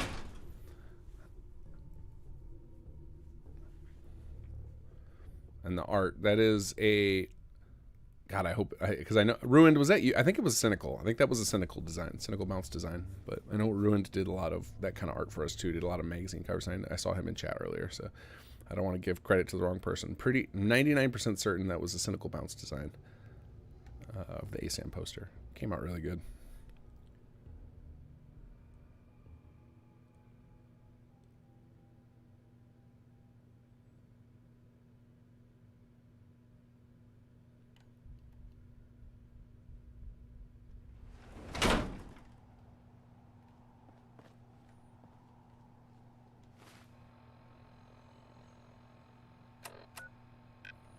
Okay. Oh yeah, what were we doing? I think we. Oh yeah, we're gonna meet the run. I was like, wait a second, I just got distracted, and when I was reading chat, I forgot what I was gonna do. My virtual resources seem stuck. Only the BM material quantities are showing, despite the fact that I have other plots unlocked. Anything I can do? I would say go post on the latest patch. What have you done with the real Riley? News Where's post my on the brother? forums and ping CBR Gamer. CBR Gamer 2, I think is his full handle, or CBR 2 Gamer Put the on gun the down forums. He's been messing with the He's resource a code a Sith. lot. He He'll will be kill us interested in all. seeing your saves. Oof. Kyle, no! Okay, show's over. There That are was no like a Sins in Conqueror Diamond moment. City. Hear me? We love blowing up You heads folks in the and your Conqueror damn storyline. paranoia. Don't mind me. He doesn't need that stuff. You didn't see anything?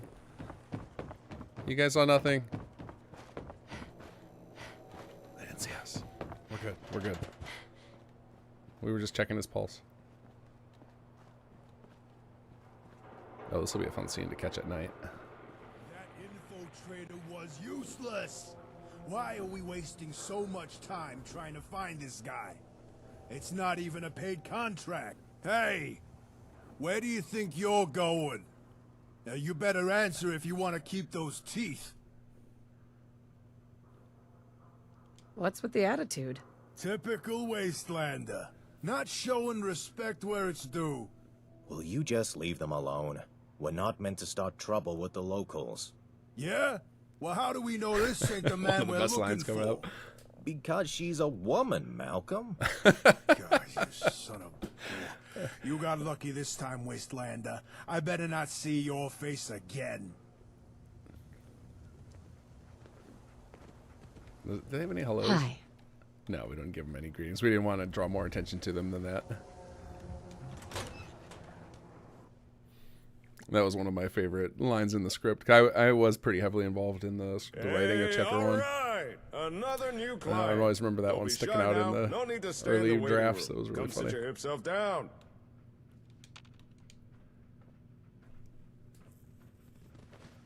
Come on now, don't be shy. Oh yeah, I like that look. The kind that says, don't start trouble with me unless you're cruising for a bruising. I can tell you're a chick with her head on straight. The smart, sophisticated type who really understands the way of things. Got the crap. No, we got it. We're not being mean. We're only being mean to Jake. Thanks, I guess. No thanks are necessary. Not when you're talking to the coolest cat in the common. Yeah, realm. Yagi, the floor stair like just randomly fixed itself on patch. No idea how. Yeah. Nobody changed anything that we know of. It was just like so what I'm assuming happened is we did some sort of cell cleaning or something one patch. Like we were just like cleaning up just random errant data that didn't need to be in there, and that happened to fix it. Shut up and talk. What do you do around here? Me? I'm an information broker. I know who, what, and where. Whether you've got information or you need it, I'm the one you want to come see. I'm the Ron, baby.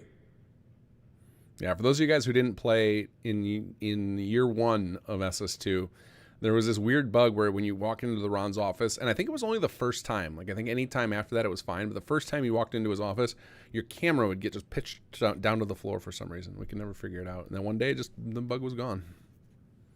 You have information I need. Well, of course I do. Wait. Say. Correct me if I'm wrong, but I get the feeling you were sent here by Jake.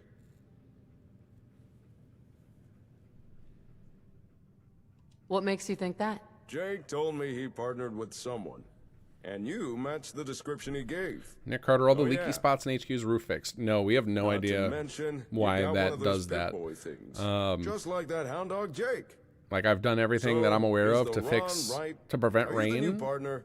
and I don't, like, the only thing I can do next would be to just like turn off the weather in the interior cell. And I really love that feature, the fact that you look out the sky, or after you fix up the upper balcony room that leads to the, where you can walk outside and get to the roof where you can see out those windows. Like I love that feature so much. It makes the HQ cells feel so much more real. And without the weather, that illusion would be shattered. So I feel like I'd rather have the leaky roof than lose that. But hopefully, what I'm hoping for is someday somebody will come along who just understands that system way more deeply and will be able to look at the cell and tell me what I did wrong. So I'm sure it's just some simple mistake with the way rain occlusion works. That's why I'm here. When you're right, baby. And 9 times out of 10, the Ron is usually right. Gotta say, I'm surprised to see Jake partner up with someone. Always struck me as the lone wolf kind of guy, you know. But any friend of Jake's is a friend of the Ron's. Now, let's get down to brass tacks. The reason I asked You Jake know a lot back about the here game. was so Do I you have could any share idea some what could cause a information. bug But that makes the since you're dialogue his invisible when partner, I sit down for a I can combo? tell you the info instead. What sort of mod For would a cause this? No, I price. don't know. After all, I'm running a business here. I mean, my guess would be some sort of HUD mod. So if you've got, a dialogue replacement mod, like a mod that's like any of your HUD mods. So if you're using, Fall UI so some of those, a lot of those, the popular HUD mods, I think somebody would have already reported to us that there is an issue with SS2. I know that like full dialogue is a problem, or an XDI are problems with certain quests, but I've never heard of any problem with this particular quest, which requires you to sit down. So I would guess it was some sort of HUD mod, one that's not the most popular ones, because the more popular ones would end up reported. Question WI, the text does not match his dialogue. He says when you do the "what do you do" question. How off is it? Because a lot of times when we find like little typos in the, or not typos rather, where the voice actor went a little bit off from the script, we just leave it, and like we'll fix it if we happen to be updating the quest. But a lot of that gets left, and then. But other times it's like we just connected the lines incorrectly, and so it could be a case of that. Like I don't know. I didn't really pay attention to the subtitle when he was talking there. You've got my attention. Let's hear it. As Jake tells it, you and he are building up settlements together. Now that's cool and all, but he's off the gas for a second. Have you stopped to think about the people joining those settlements? After all, it's the people that make a town. And surely you want the best and brightest, right?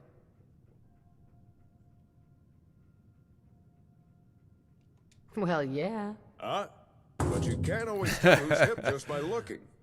Or can you? You ever heard of a Vigor tester? It's a kind of science machine, cooked up by pre-war nerds. It can measure a person's attributes. Use it to scan someone, and it can tell if they're as strong as a Deathclaw, or as weak as a kitten. Smart as an AI, or as dumb as a mutant. Pretty rad! A useful device, especially for some cool cat wanting to find the cream of the crop. Just so happens, the Ron knows where to find one of these Vigor testers. And I'm willing to tell you where it is. However, there is a small matter of payment for this information. 300 caps. Sound fair? I'll come back. And I think Jake gave us the caps, right? Sure. Here you go. Oh, yeah. First things first, take this folder. That's all the info the Ron could dig up on the Vigor tester. Ta-da! Robco schematics. That was supposed to be in there at launch as just like a little quest item that we made a cool graphic for. And for some reason, I could never get it working for the longest time. Like, that was patched in, I don't know, like probably 8 or 9 months after release, and I finally figured out why I couldn't get this thing to display. Now, according to the Ron's Couldn't tell you records, right now last known why it location didn't of the work tester before or was how I Vault fixed it. But 81. I do remember that But being, dig this. I like put it in the That bug vault's fixes still several active. times, and it Still was has never, I was always residents wrong. And inside. then one So, day I was like, common oh, I'm an courtesy idiot. It was says this. You knock first. If you can get inside, ask someone in charge about the tester. If it's still there, chances are they'd know. On a side note, if you're looking for able settlers, I got a few leads you might be interested in. Here, this info's on the house. Who are these I don't people? want settlers. When people want to know things, they come and see the Ron. And sometimes people want to know of a good place to settle down. That note has a few names of such people. Those wanting to find somewhere suitable to start a new life. If you're in need of skilled people, you should follow up on those names. Thank you. I'm sure that will come in handy. Ask, and you shall receive. Oh yeah! Since That was it a appears solid, Jake oh is yeah. busy, I suggest Very good pursuing delivery. the Vigor Tester yourself. If you don't know where Vault 81 is, it's near the old Chestnut Hillock Reservoir. Just look for all the water. You can't miss it. Thanks for your help. You are more than welcome. And remember, if you got information to buy or information to sell, then you come see the coolest cat in the Commonwealth, the Ron! All right. Okay, so now I think we can have his sub-conversation that will unlock the rest of his dialogue after we recruit. Hi. everybody. Welcome to the Ron's Information Emporium. How can the Ron help you today? So I think if you've never gotten access to Ron's recruitment, you have to ask about his store here, and then you go follow the 2 leads he gave you, and then you can buy more leads from him. You own this place? You better believe it, baby. I built the Ron's Information Emporium from the ground up. Where others saw a stinking Brahmin pen, I saw prime real estate. Where others saw useless scraps of paper, I saw lucrative knowledge. And where others saw some dweeb they could push around, I saw a future business tycoon conquering a fledgling market. I saw the Ron! Oh yeah! So then, yeah, I think if you ask for this, he'll tell you to follow the I need leads. you to find someone. Then you came to the right place, baby. If skilled labor's what you need, then the Ron can hook you up. The Commonwealth's just filled with people. Strong mercs, anti-farmers, savvy workers. Whatever your settlements might need, I can find. So, tell me, what kind Oh, of no, I guess person we are you can use it looking right for? away. Strong, wise, I thought we had tough, this locked behind charming, doing those smart, quests, but maybe I'm fast, wrong. Lucky, name it. I'm looking for someone. Sure. Lucky. Here. This Oh, lead should it is get you available what you're immediately. looking Okay. for. I wonder if we Come changed back that again. just to make sure Oh, yeah. people weren't forced to complete the quest. I remember that was a requirement at some point, because I think even after you recruit the Powells and either Anton or Audra, I think it tells you like you get a pop-up saying go talk to the Ron and ask him that thing to access it. Like there's an explanation of it because too many people were missing it, and it was always designed to be like a key feature of SS2, because we had all these, because before the SS2's main quest even got this far in writing, we had already dozens of the recruitable characters ready to go. Crispy, thank you for the donation. Are there merchants in Concord we can buy, sell with? There aren't yet, but that was a request. No Fuss No Muss is one of our most prolific designers on the team and did all the world repopulation stuff single-handedly. And as far as building out all the cells, and she has requested from me multiple times that I add the support for her to do merchants in that system, and I just haven't added it yet. It's just too many things on my plate. I haven't gotten to it. But it will come for sure, because we want to fill the whole world up with the world repop system, and so we need more variety than just people for sure. All right, what is this? Potential recruits at Red Rocket, and of course we've got our Vault 81 lead, which I think we should do Vault 81 right outside. I'm really curious if we end up with the what's her name? I can't think of her name. Mansfield's sister. Like if we end up with the bug where she falls through the world, like a lot of folks have. I've been wanting to get a save with that bug because I haven't been able to replicate it. I mean, people have sent me save files with the issue, but I haven't been able to trigger it myself.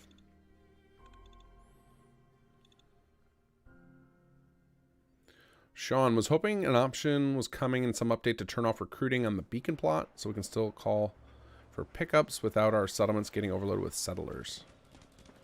I mean, like, if you're getting too many settlers, that sounds like just a bug in the code. The way that code with that beacon is designed is it's supposed to be that as long as you have, or that you should only get as many settlers as you have beds and residential space for, so that you, like, you know, you don't need to turn it off. You can just stop building beds and residential plots, and that should be the same as turning it off. So if you're finding that it's just overloading you, then that sounds like we just have to fix the bug in the code. So it was meant to be like you don't need to go turn a switch. You just stop building your residential stuff, and then you're all set there.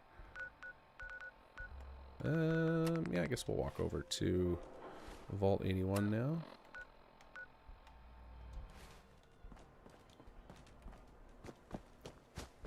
Claudia, yeah, thank you. Let's hope Claudia is not falling through the floor today. Where are we going this way? I guess I should make a save before that, just because once we load into the area, that's when she's most likely going to have it. Although I don't know if she appears before you talk to Mansfield or not. I don't remember. I just should check to make sure I have enough fusion cores here. Save. Easy mode. LP. Day 4. Pre-Vault 81. I suspect the Claudia Mansfield bug is related to AWKCR bug or Armorsmith Extended. I dropped those mods and haven't had a problem since. Just a theory.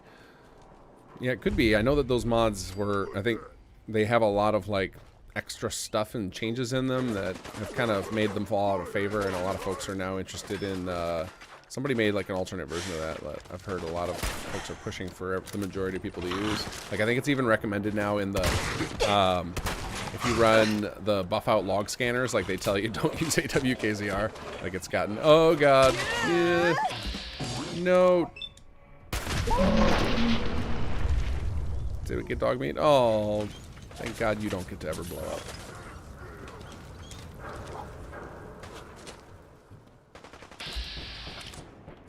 Alright, let's see here.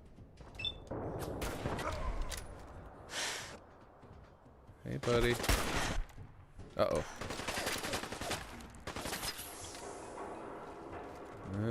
Where'd you go? Gotcha. Jennifer Watros. I think, did I say that right? Watros? Watros. Thank you for the donation. Let us have a flirt dialogue option with Aiden in Chapter 3, you cowards. So Rick, you're being called out.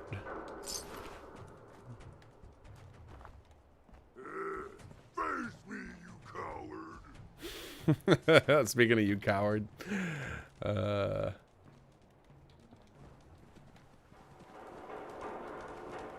Gonna splatter your brain! No, you what? So speaking of Aiden, random thing I was thinking about. So I think I've talked about this before. You guys have asked for me to do a guest episode where we bring on Tom and River at the same time. And I said, like, one of the reasons I don't want to do multiple guests is it gets very confusing unless there's a camera involved, because then you can't tell who's trying to talk, and so like it's awkward enough to talk online, but having a 3 or more person conversation online without face is really difficult. And I've been trying to think of a way to do that, because like my choices are basically the options basically are the 3 of us would be like on a private Zoom call so that we could at least see and coordinate with each other, and the other would be that I would just have to face reveal to all of you guys so that we could all be on camera. And because it wouldn't be fair for me to be like, all right, you two go on camera publicly. I'm not going to. So, because I really want, I think that would be a lot of fun. I think having both of them on and like doing kind of like the super chats for charity type of thing. I think that would be a lot of fun with both of them at the same time. Because you guys could create some scenarios where they're riffing on each other.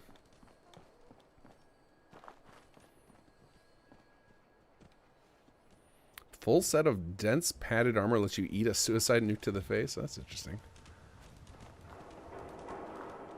Okay, now I'm getting distracted by loot and super mutants instead of going where I was supposed to. This way.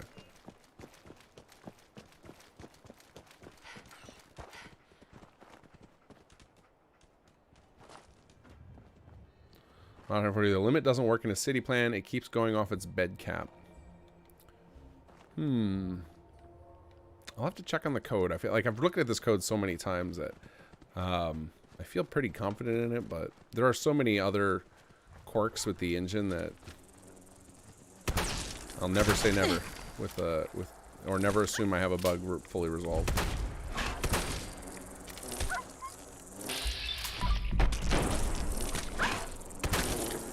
Oh my god, stop.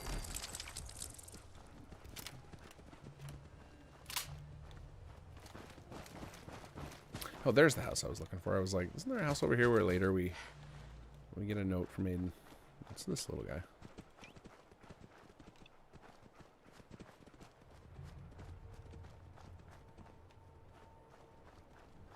More bugs. Alright, I think this might be our better bet.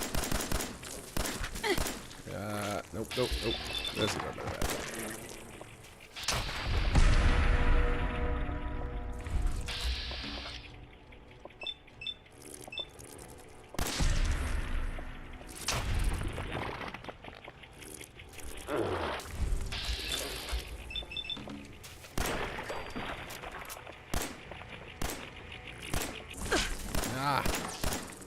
Get off me. Oh god. I'm gonna get wrecked by a blood bug. No. No.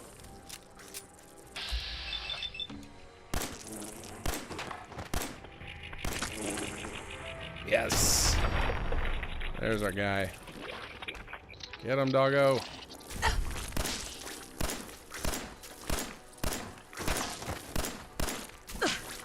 God, I'm so close to dead. Hey, pulled it off. Our toughest, the second most difficult combat yet after the super mutants at that water treatment plant has now been a horde of blood bugs and bloat flies.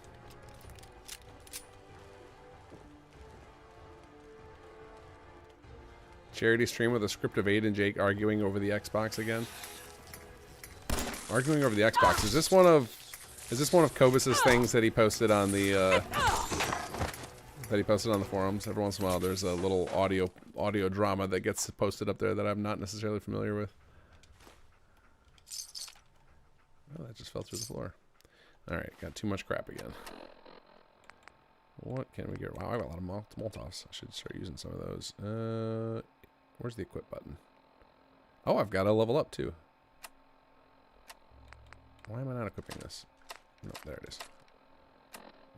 What else do we have to drop? Sorry, Coast Guard hat. Oh, here we go. Get rid of that.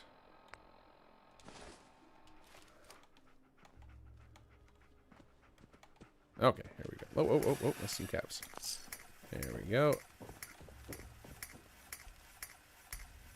Can we shoot these things? Yep. I've literally never tried that before. Just blew its head off. That's awesome. Never thought to do that for some reason. Come here, Blowfly.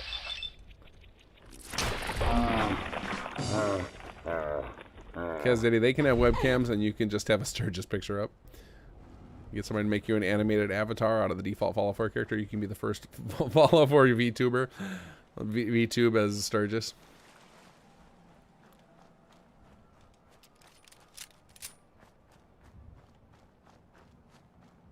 Oh, it was on Tom's charity stream. Yeah. Man, it's been a minute since I don't remember all the content, but you guys had them say some awesome stuff. It was really funny. But I learned my lesson from Tom's stream. Like YouTube, YouTube during the stream, YouTube way over reports the revenue.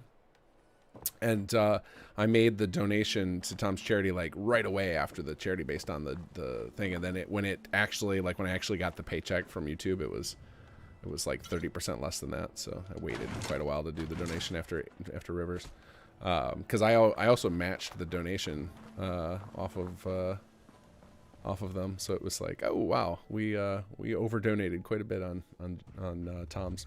I'm happy to do it. Like it's great charities to help out with, but.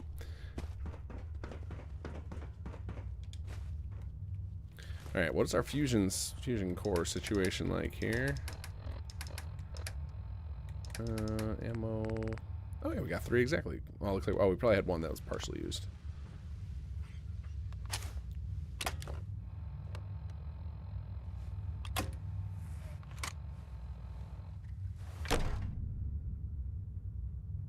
Hold it right there. Vault 81 security. I don't know where you got your hands on a working Pip-Boy, but you better start talking.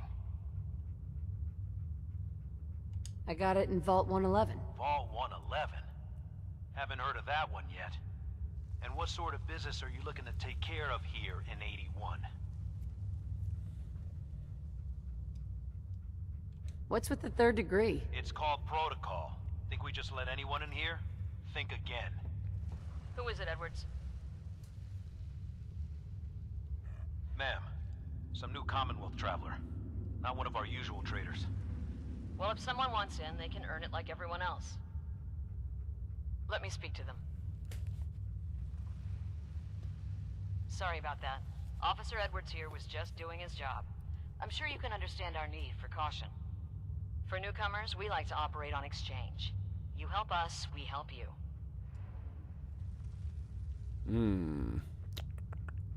I'm interested. Fusion cores. 3, to be exact. Got him. You get the fusion cores. We grant the access. I already have the fusion cores you need. Really? Well then, I suppose I should say welcome. I'll be down to meet you at the entrance. In we go. Alright. Sean, has Todd Howard contacted you? Had any killer jobs from settlements? No, he has not. I think he's got much bigger things to do.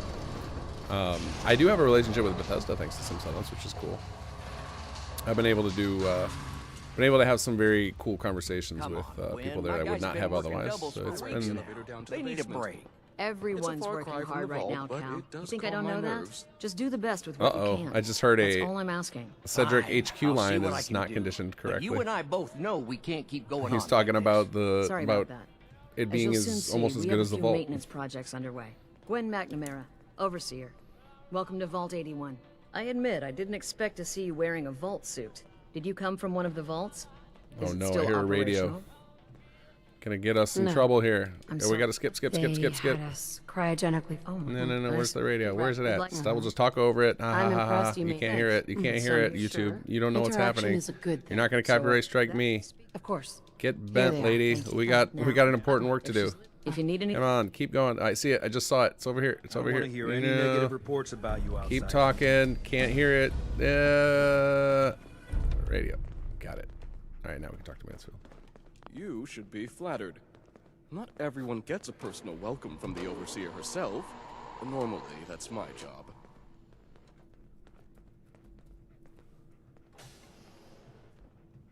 So you must be the head of the unwelcoming committee. I apologize for my tone. I didn't mean to be unsociable. I've just had a lot on my mind. Anyway, welcome to Vault 81. I'm Deputy Overseer Mansfield. If you have any questions or problems, please bring them to me. Otherwise, enjoy your time in the vault. Can you take a look at these schematics? Oh, goody. More junk from the Commonwealth for me to examine. All right, hand it over. I'll look. Oh, I know this device. It's the Vitamatic. The Vault's previous physician used it all the time. However, when Dr. Forsyth took over, he deemed the device too hazardous. Something about combustible tumors or some such. Is that why you're here? For the Vitamatic? If so, I'm afraid I'll have to disappoint you. Even if we no longer use the device, it's a rare piece of technology. I can't just hand it over to some unwashed outsider. Maybe we can reach an agreement. Perhaps if you were to perform a number of services for the Vault. You see, part of my job is making sure the Vault runs smoothly. This often means dealing with minor issues before they become a problem. If you've the wherewithal to solve a number of these issues, then I suppose I could justify giving you the Vitomatic as payment. Sounds fair. The first task I'd ask of you is rather mundane, but vital to the Vault's continued survival. You see, our Vault's reactors are kept running almost exclusively by a single robot, Old Rusty. However, due to his poor maintenance, Rusty requires a lot of oil to stay operational. A lot of oil. If you could bring, say, 10 units of oil to Old Rusty, that should ensure his continued operation. At least for a few months.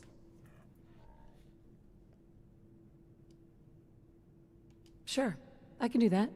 Your next task would be a little more hands-on. Recently, the Vault's been having some issues with its water supply. We've had to run the pumps at full power just to draw in enough water. And the water we do get is of questionable quality. I'd need you to check the intake pipe at the nearby reservoir, see if anything is blocking the water flow, and if it is, clear it. You may have to get a bit wet. If you manage to solve the issue, find and speak to Catelyn. She deals with the Vault's plumbing. I'm on it. Clean water coming up. I'll believe it when I see it. If you do succeed, I'll have one more task for you. Finish that, and the Vitomatic will be yours. Off you go. There we go. All right. Nick Carter, have you ever received copyright strikes? I haven't received. So like, there's the copyright system is. Ashes, where are you going?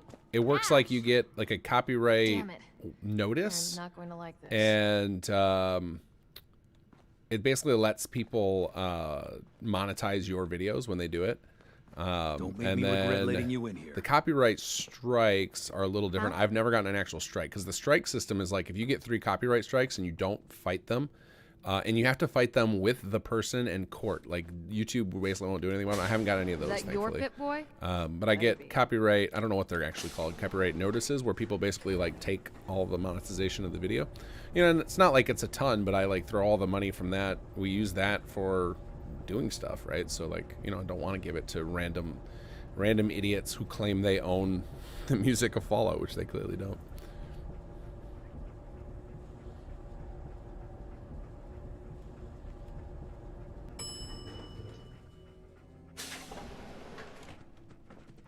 All right. Oh, I think we're past 10:30. I guess this would be a good time to. Hey, lady, are you really from the Commonwealth?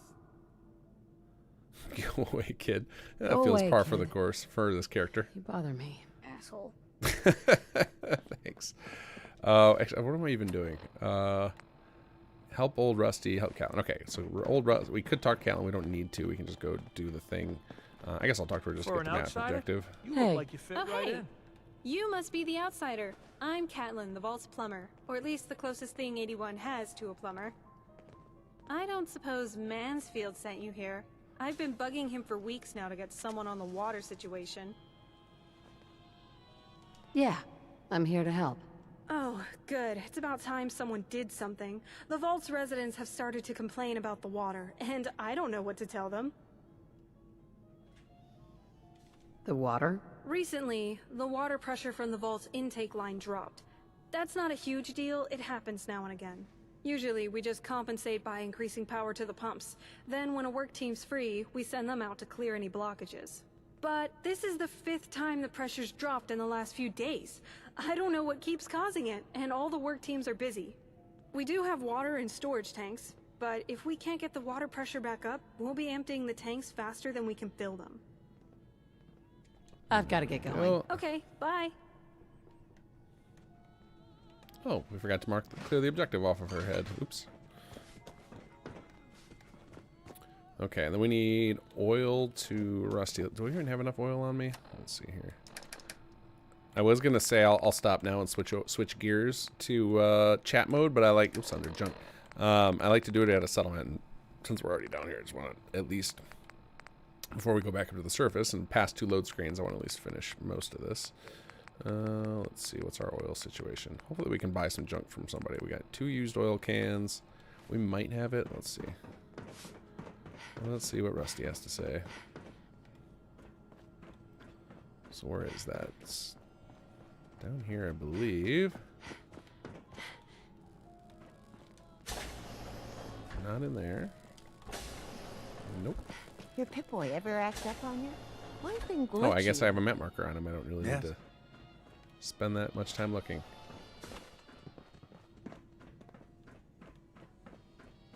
Katie Pinn is the teacher here in 81. You should stop by her class. She's big on learning from outsiders. I don't think I'm going the right way at all. I think I'm getting lost. You got guts wearing that Pip-Boy in the Commonwealth. Oh, here it is, reactor. Here we go. Someone hasn't tried to steal.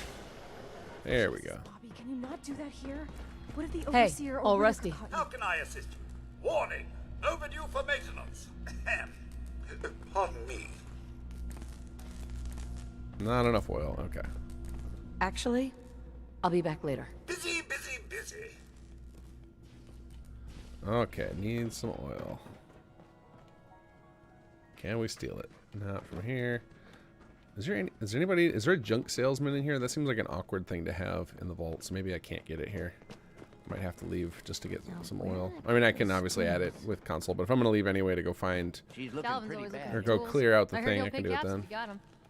Yeah, I might as well just do that. I'm gonna have to leave anyway, so we will leave. We will, and we'll end it here today. And we'll do the vault quest next episode, which presumably will be on next Wednesday. But we're gonna switch gears to chat mode shortly.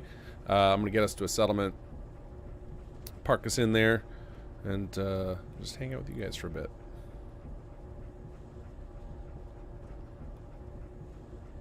The store by the entry sells junk. Okay, like the entry of like down there, or the entry up Watch here. yourself. I actually don't know where all the stores are in here. Yes? Oh, I know what you mean. The store outside. Yeah, I get you. Nice pib. If it ever starts acting up on you, see you later.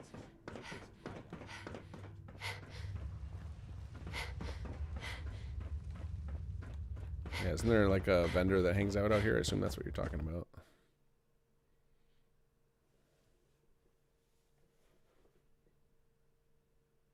Back in the vaults where I can grab any oil I need. Okay. So there's somebody in the vault. Okay, I'll keep that in mind if I don't happen upon any more oil next episode when we're going to do this. I am going to go clear the blockage right now so I don't forget, so that we don't have to double back through the double load screen of going into vault.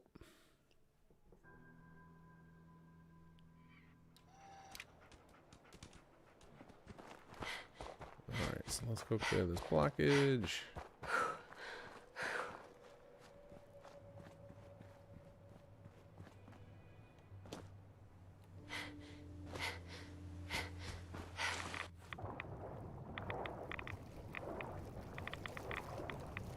Move the picnic table. There we go. Here's some bubbling. Hey, it worked. I love that effect. That's such a simple little thing Bethesda put in the game, and it looks just really cool. Oh, is that boat actually floating? Oh yeah, that's right. They have like a little a bob system they can do where they attach this little marker to items and they kind of bob up and down like they're in moving water. Okay, let's find a settlement to head off to here. I think I saw some updates in Starlight, so let's go there. That's been kind of our that is our main base for this playthrough. So we're gonna switch gears here. If you're new to this, basically I'm gonna park my character in the settlement. We're gonna fly up in the sky. I'll keep the game running for some background footage, and then I can show you guys stuff in the game you need. But if you have any questions about you know, the mod, about development process, I'm happy to talk I can talk a little bit about Chapter 3, like I'll talk mechanics about it, because most of the mechanics are publicly known. Will not spoil story stuff, and we can just hang out and I'll do kind of a Q&A. Let's see here. Yeah, it looks like this thing updated, or upgraded. I guess I'll try and grab, let's see if I have any oil in here before I save and forget about it. Get up in the sky. I knew this real. Oh, nope, I don't want manage. Well, I guess we can do that while we're in here. Go ahead and increase. No, that was the wrong option. Increase by 100%. We better do it a couple times. We want transfer. There we go. What do we got in the way of, I mean, I guess these weigh nothing, right? I'll take them. What do we got for oil? Nothing? Just straight nothing? Well, that's about it. Okay. So let's do my normal thing here. first make our final save for the day. Save easy mode day 4. End of session. Let's do a set game hour to 11. Make the weather nice and pretty. And set time scale to 0.1. And then we move away from all our chattery characters, so I don't get more distracted than I already do most of the time. And then TFC. And we'll just hear Dogmeat panting next to us as he tries to get close. Alright, and then we can just watch everybody. Oh, here comes the bots. They knew what time it was. They heard me say chat time. They all joined in. Hide user, hide user, hide user. Get out of here. There we go. Alright, scrolling back up. Let's try and find some of the last chat I missed. Steven Johnson, Radio King guy, not anytime soon. There are going to be, for the foreseeable future, there's going to be 2 entries of King Gath's voice in Fallout 4. One of them has existed in a mod for quite a long time. I don't think anybody's found it yet, because I went uncredited intentionally. I was just doing it as a favor to somebody, and it was kind of like, I thought it would be a fun Easter egg if people can find it. And then the other one is a super silly character, which I don't think he's. I'm 100% certain he hasn't released the mod yet, because I'm sure he would have shouted it from the rooftops. I will be playing Gary in the next. I don't know what he's calling the mod. The Fens Sheriff. It's like this. I don't know if it's the sequel to the Bleachers or if it's just like an expansion to it. I don't know how he's marketing that, but. He had me play the voice of a Gary clone. So just get to hear me say Gary a lot of times. That dialogue is super clunks. I don't know which dialogue you're talking about. Is it the player dialogue? Because that doesn't shock me. There's a lot of points where or are you talking about like the wheel, the way we have the dialogue wheel set up? Because yeah, I think the Catlin one is set up a little awkwardly. I think that was one of those ones where we had it set up from a really early draft of the quest, and we just never changed it. We just left it as is. There are a few cases like that. I can hear Dogmeat panting in my ear. Sorry, Dogmeat, you're getting disabled. I can't. You're too close. You're too close. There we go. Okay. But yeah, I think the dialogue wheel for Catlin is a little weird, and that was like I said, there were a lot of. There's probably a lot throughout some settlements too. You'll find. There's just some strange ones, especially in our recruitable characters, and I think some of the Conquered stuff, some of the it's all over the place. There's a lot of it is just we worked with a lot of different writers, and people had to get used to it. So like, I think a lot of writers who came at working with us to add Fallout 4 content, like in their head, they're like, oh yeah, it's no problem. The Fallout 4 dialogue system is simple. I get it. And then so they would write it out in a piece of software, and then when we actually put it into the game. You know, they missed a lot of spots where it was like, you know, they didn't think about like, oh, the thing has to naturally loop back to another player dialogue option, or, you know, what happens if the player answered B here, then there's no alternate option here for this dialogue tree, and so like there was a lot of lack of experience that came into play, and you know, we tried to fix it in some cases. In other cases, we just were like, we can just kind of like. You know, the dialogue wheel will be a little awkward. It'll loop back on itself, but it won't require us to go back to the voice actors and get more stuff written or poke in the writers again.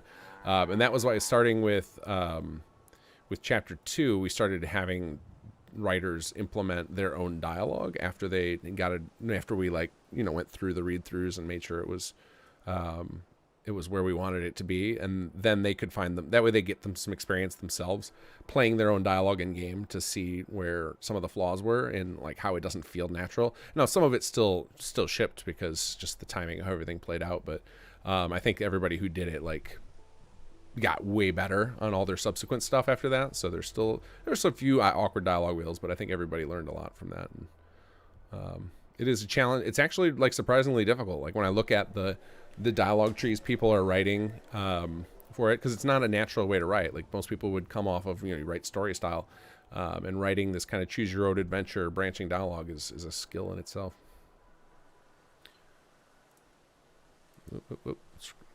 Good old YouTube text bouncing around.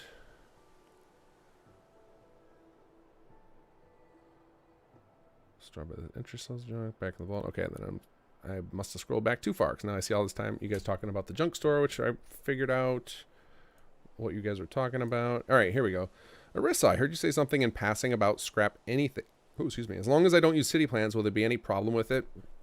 So the biggest problems with the big giant scrap mods are that they break the pre-combines in the game. So the way the game world is set up is big chunks of stuff. So for example, you see all that cement right in front of me there. That's actually made up of a few different meshes. And it is all combined into a single entity, like so that it takes up less memory. And it makes it so that you can't interact with it in the settlement. And the scrap mods will make those things scrappable, and it breaks the pre-combine. And there are a couple of problems with this. One is there are weird issues with syncing collision. So if you think about like floor foundations or plots with the foundations, like those have a lot of trouble with the broken pre-combines. And the other one that has a lot of problem with them is nav mesh. So you'll have a lot of issues with the nav mesh when you've got the pre-combines all busted up. And then of course there's performance hits. Like you're adding that many more items that the game has to keep track of. And so it's just a matter of like the engine was not designed to have broken pre-combines. It doesn't like it. And those scrap mods tend to make so many more things scrappable that you're basically like tempting fate with this engine. Sean, water equals WADA here in Massachusetts. That's fair. Let's see. How are you feeling? Got rid of all the sickness? I'd say I got rid of 90% of it. Apparently it's my lot in life that every time there's a holiday I get sick. Part of it is right now I'm getting repeated colds and stuff because I've got 2 small kids. So they just bring home all sorts of funky things. They get sick all the time, and for them it's no big deal. Like they'll get a few sniffles and it's like nothing happened to them. For me, I'm just like I'm like knocked on my butt for a couple of days. On Christmas Day, we go spend it at my sister's house, and I almost didn't go for a little bit. Like after we finished opening presents with the kids and like they did their Santa stuff, then I like literally went took a nap for 2 hours because I was feeling that bad. And then I was like, I can't ruin their Christmas. Like they need to go see their cousins. And so I powered through, and I figured, worst case scenario, I will just like go lay in my sister's bed, and then the kids can go play with their cousins, and that would have been fine. And I powered through, just kind of kept my distance from everybody and tried not to touch any of the shared bowls of food. Didn't reach into the chip bowls and grab them because I didn't want to spread it. But survived the holidays, and now I probably sound a little nasally, but I feel pretty good. Thank you for asking. Tony, 2013 FL, any release date on Chapter 3 yet? No, we're still kind of slow and steady on it. We're about to get some chunks of the main quest into our alpha testing team. But yeah, it's been going slow and steady. My life was very, very hectic this year. Things are about to turn around to where I'm going to have a lot more free time available, to where I'll be able to kind of get the things in motion. So it tends to be that different people have different chunks of time available to work on the chapters, but I have found it is consistent that like if I'm not making it my main life priority, as far as like every day that's my focus, then the same can be said for the rest of the team. And then like as soon as I start hyper focusing on it and like all of my effort goes into it, I think everybody gets irritated by me poking them every day, asking them where things are, and then they start just giving things to me to shut me up. So that will start again sometime in the new year. I've got just a lot of projects that have been on my backlog for a long time. I have a massive work project that I've been battling for about 8 months. And it has definitely took its toll on Chapter 3's dev cycle, but we also decided, like just in general, to slow it down, because we were like on this crazy mission to try and cram all of our features in before Starfield came out in November. And then when they delayed it, we just like took a big sigh of relief and like kind of ignored my insane schedule that I had laid out for us. So we just are kind of not on a war path yet to get it done. If Bethesda like comes out, early January and says we're releasing March 23rd, like then, we're going to make our launch date like February 23rd to make sure you guys have time to play it before you all get sucked off into space. Man, I'm using some bad phrasing today. I think I said something about a hard-on earlier. I gotta work on my choice of words here. All right, scrolling on down. Tarmain, quest changes aren't hot swappable, right? You need to reset or load before the quest. Depends on what they are. So like some minor changes can be made, and yeah, it really depends. You'd have to give me a specific example of what you're thinking of. Like changing out a quest that the player's already played through. Yeah, there's nothing that can be done there. But yeah, if you give me a more specific example of what you mean, then I could answer that question better. Computer Sergeant 9. What did computer? What did you tell me to call you before? You said that that's German for something, and I can't remember what it was. I know 9 is no, right? What is it you had me call you last time to make it easier than me struggling through your username? Someone needs to collect enough voice lines from King Gath's videos and make a radio from it. Please don't do that. Skywise, you have to ask her a question about water, and the dialogue just doesn't flow. Yeah. I think that was one of those early conversations that got written and just never was rewritten after we discovered that the dialogue wheel was kind of clunky. And it wasn't that important, you know. It was just, she was just like our anchor character to make the player think, like, double check themselves, like, wait, has Mansfield always been here? You know, it was like that was what her purpose was, is to and that, like, it was like we need to tie Mansfield in with a vanilla character, and we need to plant another character, and like, so it was like he has you go with Rusty, and then we have somebody name drop him just to make it just feel just enough where if somebody hadn't played Fallout 4 in a year, they might be like, wait, has he been here this whole time? That was kind of the goal with that. So I think obviously, like, fixing up Catelyn's dialogue wheel to feel more like a Bethesda would better sell that, so we probably should do that. And maybe that'll be one of the things we touch when we do our chapter 1 kind of cleanup phase. Like, Sir Rick and I want to go through and really clean up chapter 1 and smooth some stuff out. It's been on our backlog of projects, but it's been like low priority. It's one of those things where I had hoped to get it done before we shipped chapter 3, but I don't think it's going to happen. I think we have too much to do on chapter 3, and eventually Bethesda's going to force our hand, and we're going to have to release the thing. So the chapter 1 overhaul will be delayed a bit. Choo-Choo 1 nukes when Mod Hunter 42 has been holding down the fort when you're not around, Choo-Choo. He's always reminded me of that too. Yeah, nukes. I think nukes are going to be a most likely a post chapter 3. Like, I'm going to get bored one day and just be like, I want to make something fun today. I'm tired of just working on bugs for patches. I'm going to add something fun, and then that's when you're going to see it.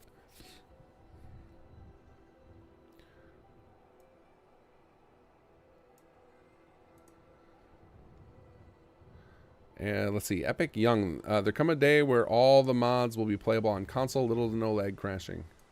I doubt it. I doubt it very much. I think that maybe with the next gen version, we'll have a because that's supposed to be coming out for Fallout 4 next year. I think that's when they said. Did they announce a date for that? They just said it's coming. They're working on a next gen version of Fallout 4, and hopefully that will be the time when Xbox players have a better time. Unfortunately, unless they're willing to increase the mod space limit, it's kind of irrelevant. Really, like, treat Sim Settlements 2 on Xbox like the trial version. I mean, we are going to do everything.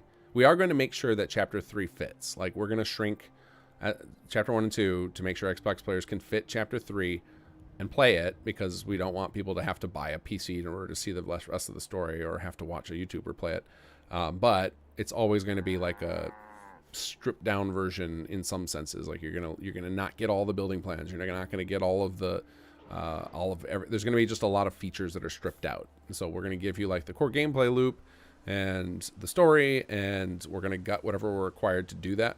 So it might be that we have to like pluck some of the recruitable characters out, or you know, we've already like cut down most of the textures, and we've cut down a lot of the sound files, and we're just cutting stuff left and right on Xbox. So Xbox is always going to be getting the like a lighter version of SS2, just because there's this space problem. But as far as a, you know, lag-free, uncrashable, like the next gen version is their opportunity for Bethesda to fix a lot of those issues. I have personally reported a lot of known issues with Fallout 4 to them, and I'm sure they get tons of reports from players all the time, so hopefully we'll see some bug fixes. I think that was listed. Does anybody recall there was when they made the announcement about the Fallout 4 next version, I believe bug fixes was one of the listed potential issues. And when I heard that, I remember I emailed some contacts I had about this and be like, can you fix the damn power grid issue? Like, I will give you a bunch of details, and they had me like write them up like a detailed synopsis of it. And they said, though, if I want to get it fixed ultimately, I need a vanilla save with the issue that they can research, and I wasn't able to. I don't have one of those. Like we know it's technically possible to generate the error, the grid corruption in a vanilla save, but I've never had one because I don't play with a vanilla save anymore, and so because finding an old save like that with the issue would be very difficult, and I don't know who's gonna sit and play it like that. So I detailed it out as best as I could with all the technical information from my betters who know more about F4SE's under the hood running, and document it. So hopefully we'll get, because that would be awesome if we could get the power grid crash eliminated. That alone would go a huge way. But I think the next gen version could be a big deal for console players to experience the whole of Fallout 4. Sean, if I ever win the lottery, I'll buy King Gath's own studio. Thank you. That would be amazing. I accept your offer. Hopefully you'll let me build the games I want and not cram too many executive notes down my throat, because I think that's a requirement of if you fund a studio, you get rights to to give some notes. King Gat, sorry, bad phrasing seems to follow me around. Yeah, we have a lot of bad phrasing also in our we had this running joke about how bad I am at picking acronyms for thing, because like Sim Settlements is SS, which has got some bad connotation. BTK for the Builder's Toolkit. Don't Google BTK unless you're brave. There's a couple more of them where I just kept picking these terrible acronyms. Sonicville, you just reminded me of that show Ghosts, where the ghosts are clueless and call the moment someone goes to heaven getting sucked off. That's great. Computer says no. Yeah, that's right. That's right. Thank you. See how far behind I am on chat? That was, you guys, I'm just getting to your answers to things I said 20 minutes ago. One day we'll find a solution to this, to me keeping up with you guys. I guess I just have to talk less, really. That's how we do it. But then you guys wouldn't tune in. We've had the discussion that you guys appreciate that I ramble on and tell you stories. Arissa, is covering the music in your playthroughs out of an abundance of caution? I also just find it amusing. It's personally like a mini game for me to cover up the music of like I used to love, on one of my playthroughs, I had this mod called Bubba Shot the Jukebox, which would let you shoot the radios and explode them, and I just thought that was a lot of fun. But yeah, it's just irritating to have to fight the copyright strikes, because what happens is the ad revenue on the video, and here's the worst part. It's not just the ad revenue. And if it was just the ad revenue, I'd probably just ignore it. Because the ad revenue is almost an irrelevant amount of money. It's just a little bit. It's just enough where I leave it on. Otherwise, if it was nothing, I would turn off the ads and not irritate some of you guys with them. But it's just enough where it's okay, well, that covers this expense or whatever. But the real one that annoys me is the people who copyright claim, they get a cut of the donations too, so the super chats, which is insane to me, but they get those, so I have to fight them, and so it's just I just would rather not have to deal with the copyright fighting. Fortunately, so far the fighting I've done so far has been really easy. I've just basically, the way the fighting works is you effectively swear under oath you didn't steal the music, and you send that into YouTube, or you didn't steal the content, and then the accuser has to be willing to take you to court if they want to fight it. And since this is some random person in South America, they don't have the funds to take me to court, so they're not gonna. But somebody else could, or some of the music that's in Fallout, like the ones on the radio, like that old timey stuff, that stuff's actually owned by Sony and whatnot. Those are owned by places, and so even though I think the recordings are in the public domain now, the ones that Bethesda puts in the game, I'm sure there's still the potential for those to go to court, and so I'm just I don't want to get into that, so I just prefer to cover up the music. But I make it a game because you actually have, I think you can legally do 10 seconds of actual music, uninterrupted music, before it's a problem. So it's not a real issue. I find it a little bit funny. And it lets me, I can play into the gag, so it's kind of a bit when I go start talking over the radio or run and chase down radios. It's really just a bit to keep you guys a little bit entertained, because I recognize that just watching me play the game and me not talking would be kind of boring, so it's just something fun for me to do. But it does have, if I ignored it completely, it would cause problems in the long run. So it's a bit, but it's also like there are easy solutions, and I have a lot longer to deal with the problem than I make it sound like. Mount 142 at Will Thompson, use at King Gathram to notice. Oh, did I miss something? Yeah, Will Thompson, if you tried to get my attention, please.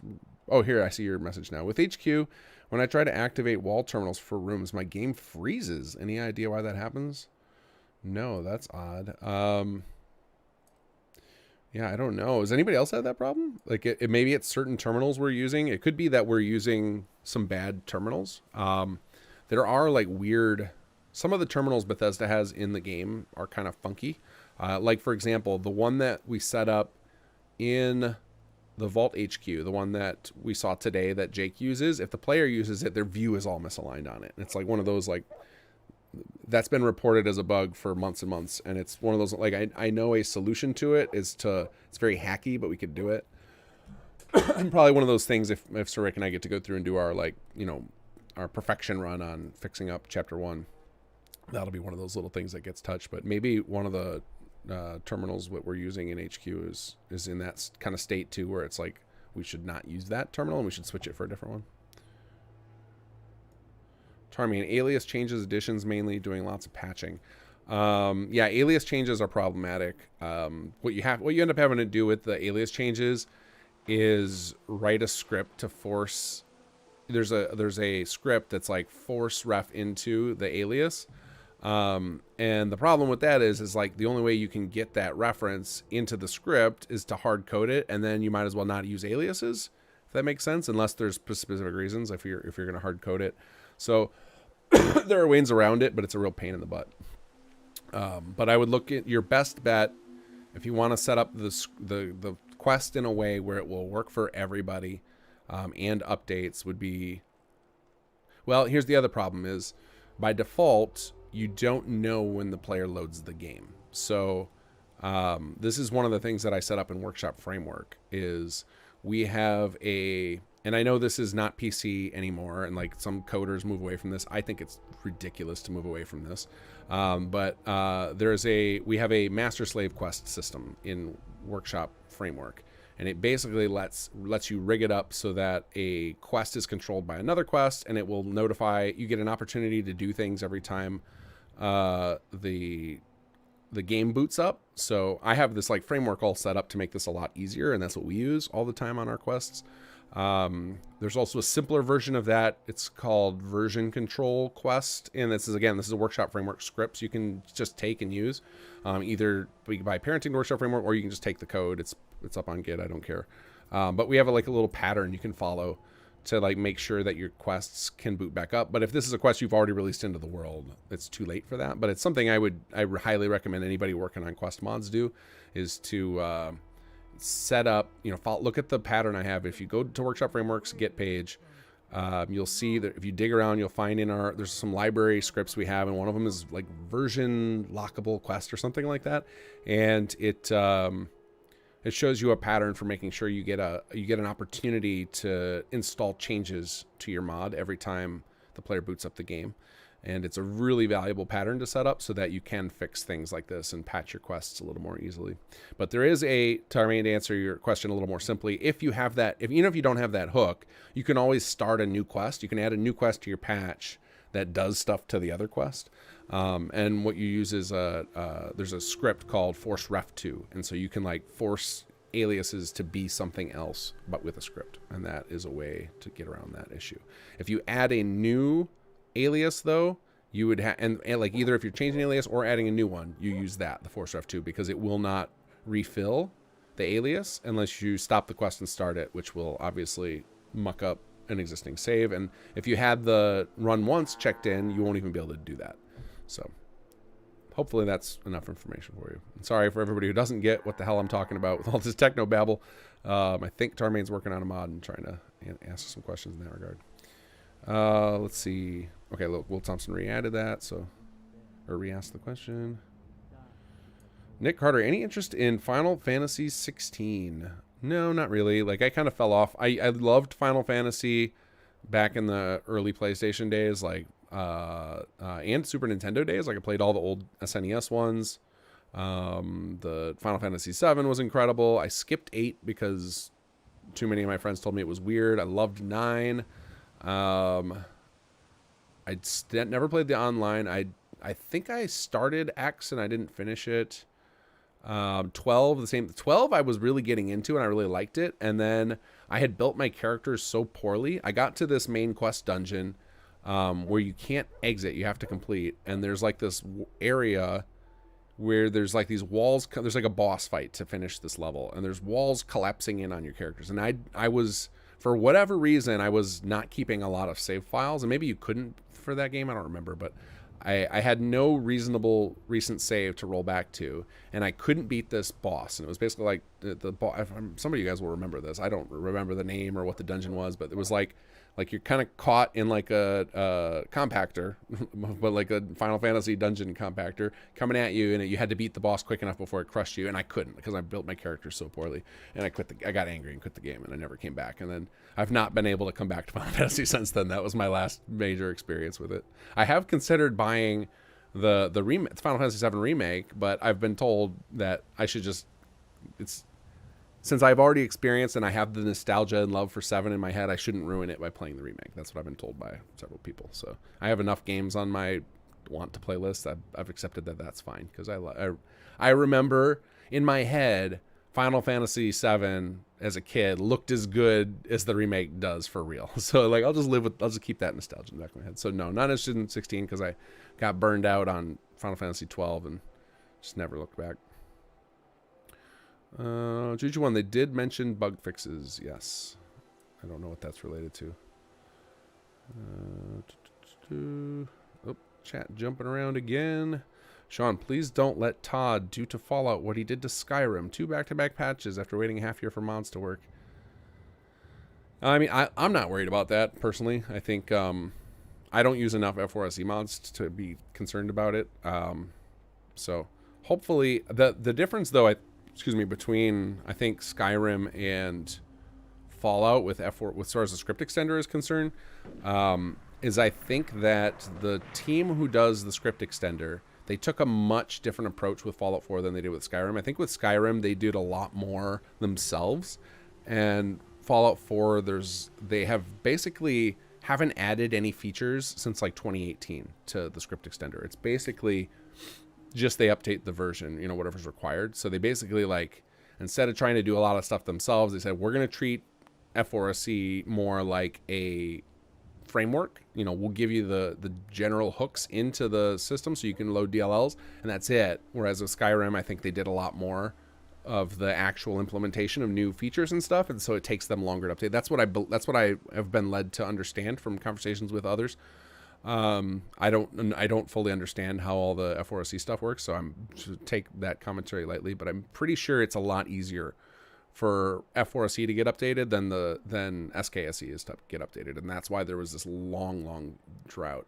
I think the other side of it was that a lot of the folks, like the update to go from Skyrim to Skyrim SE was much different than the update is likely going to be from Fallout to Fallout, whatever they call it, the next gen version, because the difference is like Skyrim was a 32-bit and then Skyrim SE was 64-bit. So I think that is the fundamental issue, whereas we're not going to go from 64-bit to 128-bit because it's not a thing. Like, so software isn't written that way. So we're not going to get like a major like architectural level overhaul to Fallout 4 with a next gen update, even though it sounds like we should. We're just not. That's just like because there hasn't been that evolution in software. So that's why I'm not really worried about this over the anniversary edition or whatever they end up calling it.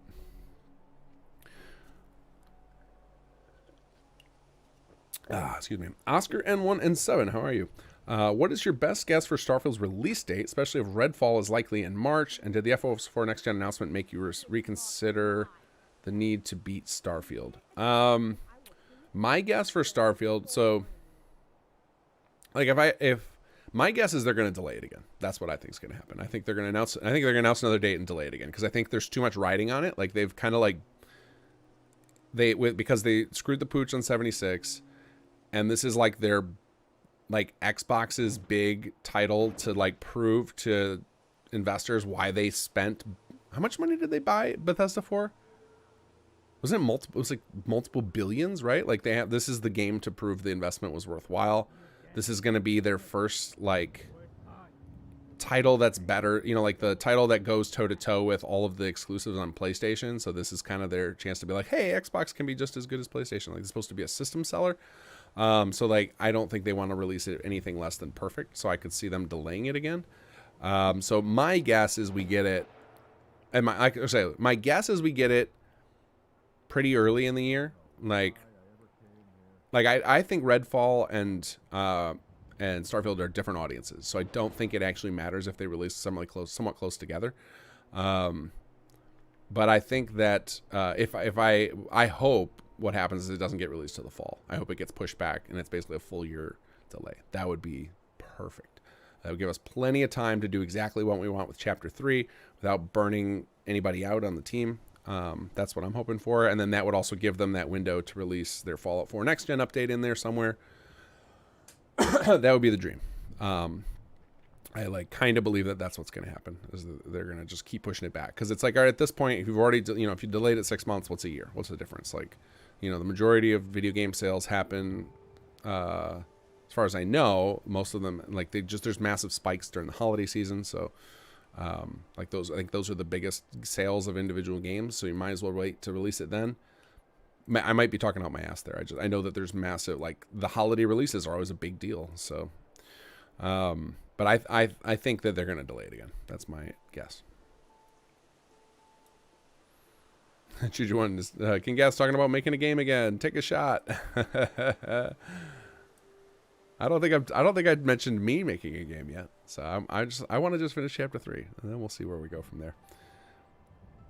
I have a problem with chasing shinies, and I've learned to control it by like hyper focusing on what I'm working on in the present, and then I don't let myself get too far with ideas, because as soon as I start letting an idea feel real in my head, then it becomes all consuming. Computers say no, you should record yourself humming all the melodies and replace all the radio songs with it. That would be, it was funny to me because it reminded me of when I was doing the voice for Gary. At some point I caught myself doing like a sing-songy version of Gary. I was like, Gary, like just kind of singing it, and I think Monkey said he used that clip. So that reminded me of that. Now of that there's going to be singing King Gath in a mod at some point soon. Will Thompson, for reference, the terminals that I activate are the lower level male-female bathrooms after I clean them up. Why are there terminals in the bathroom? Are they, when you say terminals, are you talking about the room control things that we put on them? Is that what's breaking for you, or is it? Because in my head, when you said wall terminals, I was thinking there's a thing in the game called wall terminals, and they're like they're all over the game world. They're the terminals that are kind of like stuck to the side of the wall. That's what I assume you meant. But maybe are you talking about the HQ room controls? Because that I can't, like, there's really no difference between any of them. Like, they don't actually, your character doesn't actually use them. We just make them a book.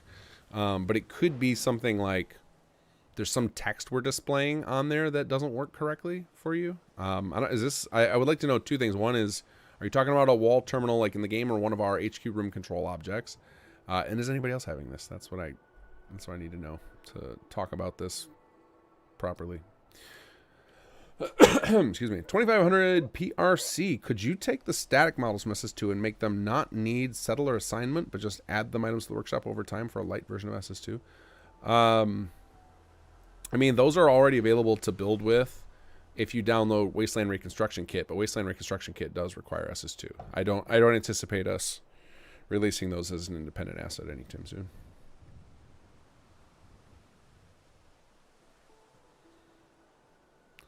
Antoine Silvery, when people get missing menus in the HQ or no options to select error, is that some bug you're aware of, or is it probably on user side?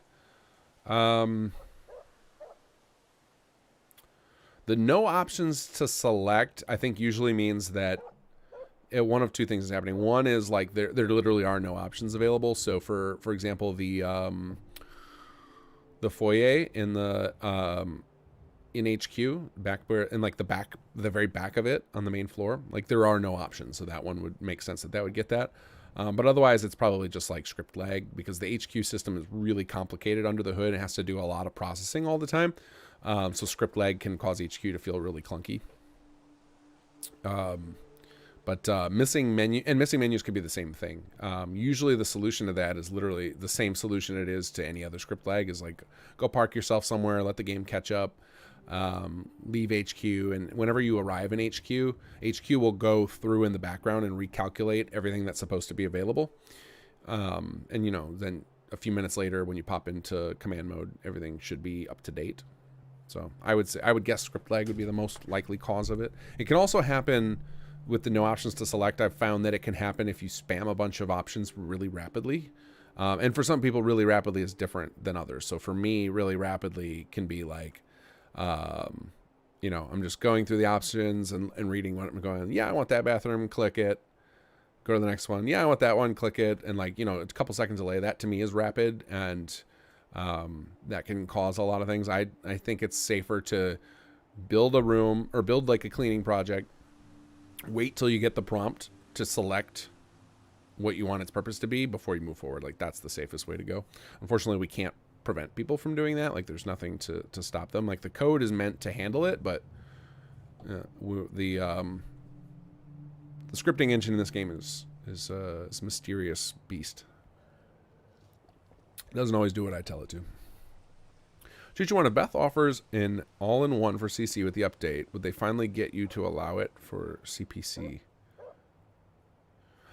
I mean, maybe, like, I think I know what you're talking about. So, like, an all-in-one for Creation Club, like they did with the Anniversary Edition for Skyrim. Maybe, the other side of it is... So for allowing it for the city plan contest, I mean, we might do that anyway at some future thing because we can allow, because we have a good selection now. So like, we want, one of the goals with the city plan contest is to make sure that there is a good number of options out there for every settlement so that players can get some randomization, or they just have different options to choose if they want to have just one of each installed. We just want to make sure that there's a good pool out there. And so the contest was kind of like, incentive to push as many builders as possible to try out designing a city plan for every settlement, because like we have 2 available out there for every settlement. We've got our basics and the ROTC, but we want some more options from different designers so that there's a good out there. And now that we've done that, we've covered literally every settlement. Like we should be releasing the contest mega pack in the next. We were going to try and release it before the New Year's, but we need it tested, and it's not quite done yet. Like I'm so close to having my portion done of it. We just have a few little tiny issues left because we're porting a lot of some Settlements 1 city plans as part of it. And so when that comes out, it's going to be the case that there are except with one exception, I think for some reason we have almost no plans for Abernathy Farm. But for every other settlement, we'll have between, I want to say 6, no, maybe not that many. Yeah, probably. There's probably somewhere between 6 and 12 city plans for every settlement available just in this one pack. Excuse me. So there'll be plenty of them out there for people who don't have Creation Club stuff. So yeah, we might be able to open the doors to that for season 4. But actually, what I would say probably more likely to be for the rest of post season 3, and then for season 5 and we're actually, for those of you guys who are city plan contest or in the city plan, I don't know what they call it, the builders Discord. You guys, somebody who's on here knows the one that Carvox started. We have a discussion panel tomorrow night. And we're going to talk about a lot of that in more detail. So I'll have more definitive stuff to say after that discussion because I want to get a lot of information from you guys, get your thoughts and feelings. So there's definitely room for that to be like, okay, we can start allowing some CC content or some specific mod content for the postseason. And then season 4, I'm going to go over what we're planning for that because I have a rough idea what we want to do. And that would not make a lot of sense to have Creation Club again. But then like once we're in the boat, the same as we are right now of like we have a good collection of city plans that fit the bill, then for everybody that work for everybody, then we can kind of open the doors a little bit and make some changes. But when you see what the season 4 is going to be about embracing the mechanical changes in chapter 3, and so we would want another full set of city plans to cover those mechanics and make sure that there's a lot of options available. So we'll go into that tomorrow's discussion, and then I'll be able to, once we have some of that hammered out, I'll be able to talk about it a little bit more.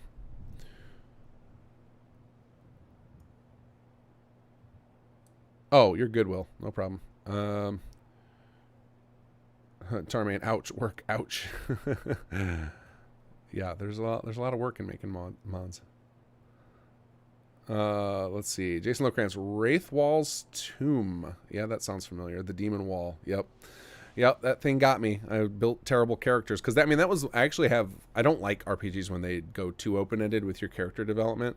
That was one of those where like you had every character technically could use any, like they kind of gave the way Final Fantasy XII's level up system worked is there was like this gigantic board of like different perks, I guess you'd call them, and you could put your skill points into them, and every character actually had access to the same board, but they would start at different locations on the board, and the board would be like, maybe in the top right corner it was about healing magic, and the bottom left it was about melee attacks or whatever. I don't remember the specifics. It's been too long since I played it, but you could basically like steer a character anywhere you wanted on the board, and I started doing that. I mean, like, no, I want this person to be I want them to use fire, or I want this person to be using summons or whatever. I haven't played the game in long enough to remember. When did Final Fantasy 12 come out? That's probably 10 years ago, more than that. So anyway, I remember I started steering characters toward, I was like, no, I want to change to another direction. And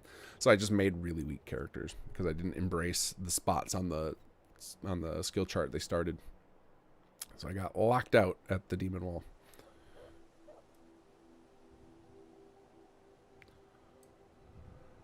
Wolf H, make a Bigfoot simulator. Interesting idea. What do you think that would play like, Wolf? What would a Bigfoot simulator look like? Do you want to be the Bigfoot? Do you want to be a Bigfoot hunter? Do you want to control a village of Bigfoots? That's a very interesting one. I grew up around a few people who really wanted me to believe that Bigfoot was real. So I like Bigfoot, but I don't know what a Bigfoot game would look like. Mountain 42, you're doing easy mode this time, so get yourself a full suit of armor. Make all the pieces, dense padded. You can stand beside mutant suiciders without taking damage. Yeah, I could. I mean, I could do that as part of easy mode, is go actually use my crafting skills and armor up. I thought VATS was going to take care of it for me, but I keep running out of AP. Skywise, could there be an animation to use the wall terminal? Maybe it isn't animating right. No, there shouldn't be. I'm assuming I'm talking about, we're talking about the HQ room controls, and the character shouldn't be using that. It's not set up as a terminal. It's set up actually as a book. It's set up the same way the ASAM sensors are. So I don't know why it would work differently for one than another. Again, except for if there's something wrong with the text we're trying to display on that book, that maybe that's causing the issue. So if that's the case, though, I think multiple people would be having the issue. Yes, it's the room control wall terminals. I just got started with GN HQ section. For example, just built security and engineering for Jake and Aiden, so it's a new experience for me. Gotcha. So it's only happening in some of them, though. Like the others, you can use it and it's no problem. Yeah, I think this is one of those ones where we would need to see if anybody else is having this issue so that we could compare your guys' load orders and see if there's something, if it's like a general, like everybody has the same problem. If you want to, take a screenshot of the room. The problem is you guys can't post much in here. It's such a pain in the butt with YouTube chat. The best place to deal with this is going to be on the forums, is to just go to the Sim Settlements to help section on our forums, post the issue, post some screenshots of like the rooms that are giving you problems, like which things you're activating, and hopefully somebody else can go test in their game if it's happening, because if it's universal, It probably just means we have some bad text that's trying to display, and we need to fix that. But if it's something most people aren't having, then it's probably just a mod conflict, and hopefully we can resolve that. Choo-Choo-One, you mentioned having a player museum room in HQ. Did that ever get added? No, that was what we were going to do with the foyer.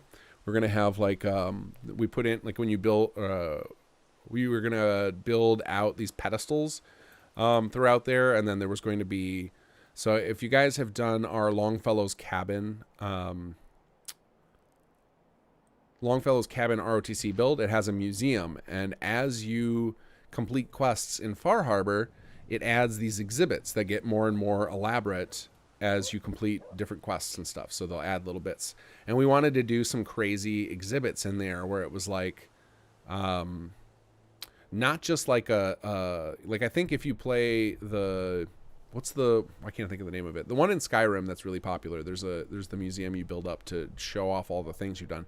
That one is designed more with a lot of like small exhibits, and we wanted to do instead a couple of large exhibits that would have different chunks of content that would appear, and then smaller things would appear all around it for your side quests and stuff. And it was basically going to show off all the, like all the major things in Fallout, particularly focused on ones where there was, some amount of choice, or like that were big events, like, obviously like ending the game and siding with somebody, just basically those big flashy quests. We would have some sort of thing on them, and just those never got designed. The person who we normally would ask to design them, who goes by Swanson now, used to go by Strong, and you guys have seen his name probably pop up a lot in ROTC designs. He just got, his life took another direction, and now he's just too busy. And so that kind of got shelved. That idea got shelved. It's something we might revisit in the future, but it's just,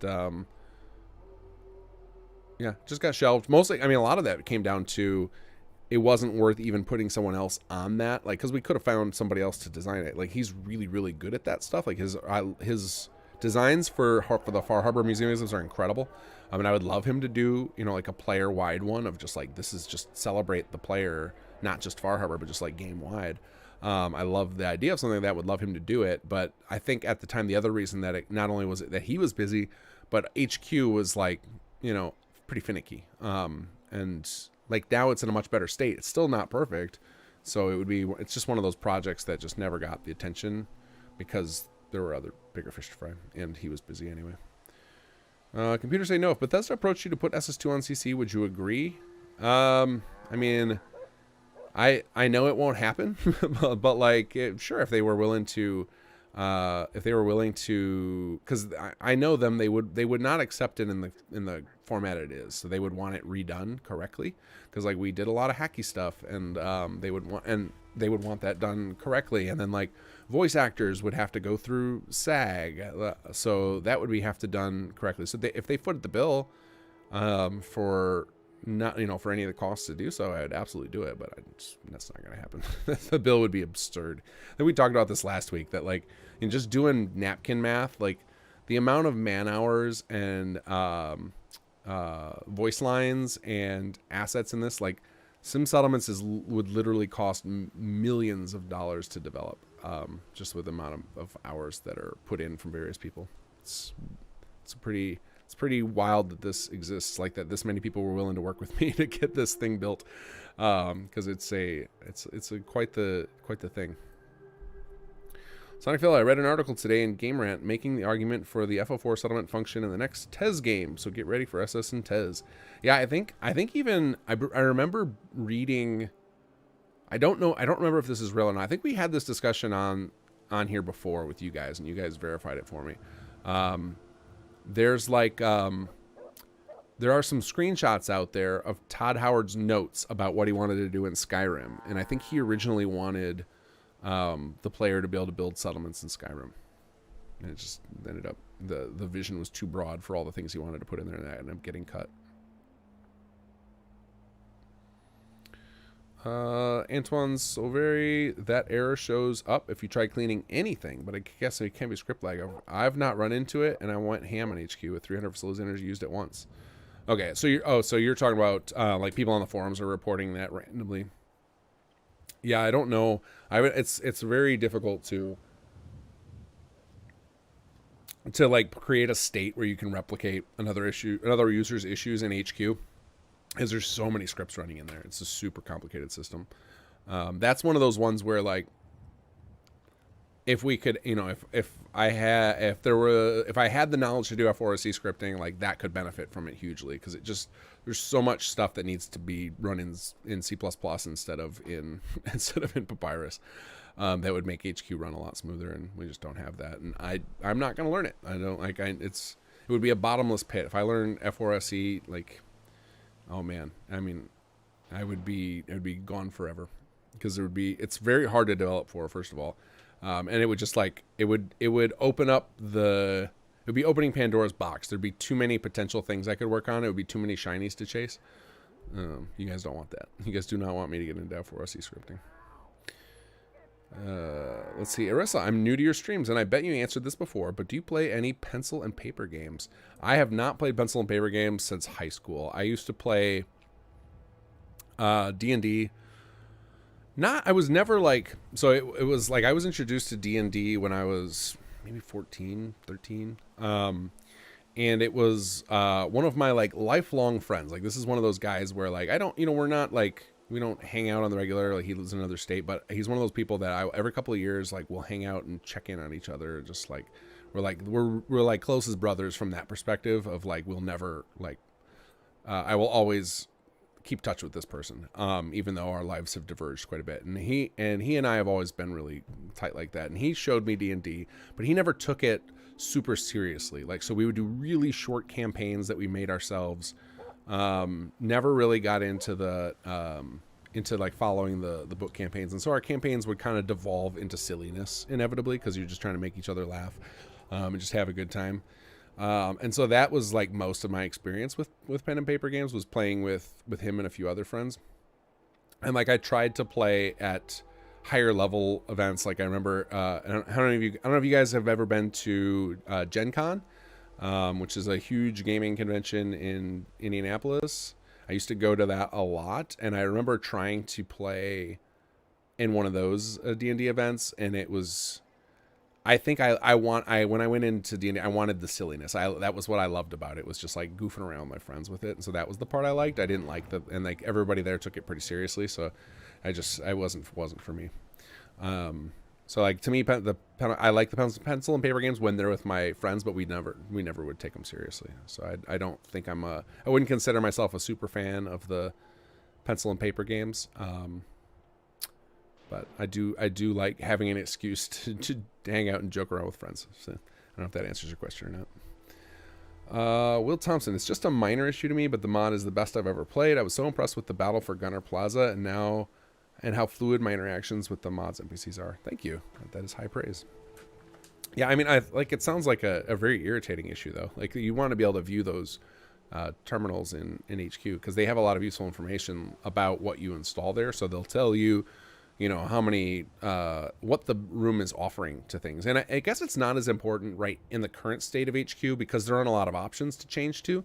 And there's been very few people who have released any content for HQ. So it's not like you're missing out on much to not have that information. But in the future, if the dream happens and we start to get part of it, and part of the reason this hasn't happened with a lot of people releasing content HQ is I've just failed at documentation. Usually I'm pretty good about documenting our features after we get them out, and HQ is such a behemoth that like every time I sit down to try and document it, I get like a rough draft sketched out of a plugin, and then I just get pulled away, and I got too many things on it, because it's like each of those tutorials, I've got 4 or 5 tutorials up for generating HQ content, and each one took me like 4 or 5 hours to do. So just finding those chunks of time right now is really difficult.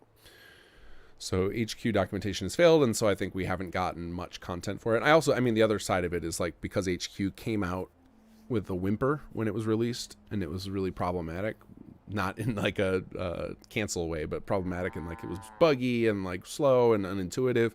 I don't think we inspired anybody to want to work on HQ content. So it was a big fail on my part. And that's one of the reasons one of the multitude of reasons I've mentioned about Chapter 3's delay is I don't want to repeat that for the mechanics coming in Chapter 3. Because to me, that was my second failure to launch with a new gameplay system. So Conqueror had a similar problem, but for a different reason. Conqueror, when we released its mechanics, I actually documented those quickly, and people actually did embrace and released a lot of content for it. The problem is that I was asking too much of those designers. Like that we were asking them to basically like take ownership of a major Fallout faction and produce all the content around them for us, and that was too much. Like learned that mistake. And so and then with HQ it was kind of I released a gameplay system that was basically the default settings were hardcore mode, and then we gave a minimalist tutorial, and it had a lot of bugs at launch. Like it was just like it was almost fatal for it. And a lot of you guys love it now.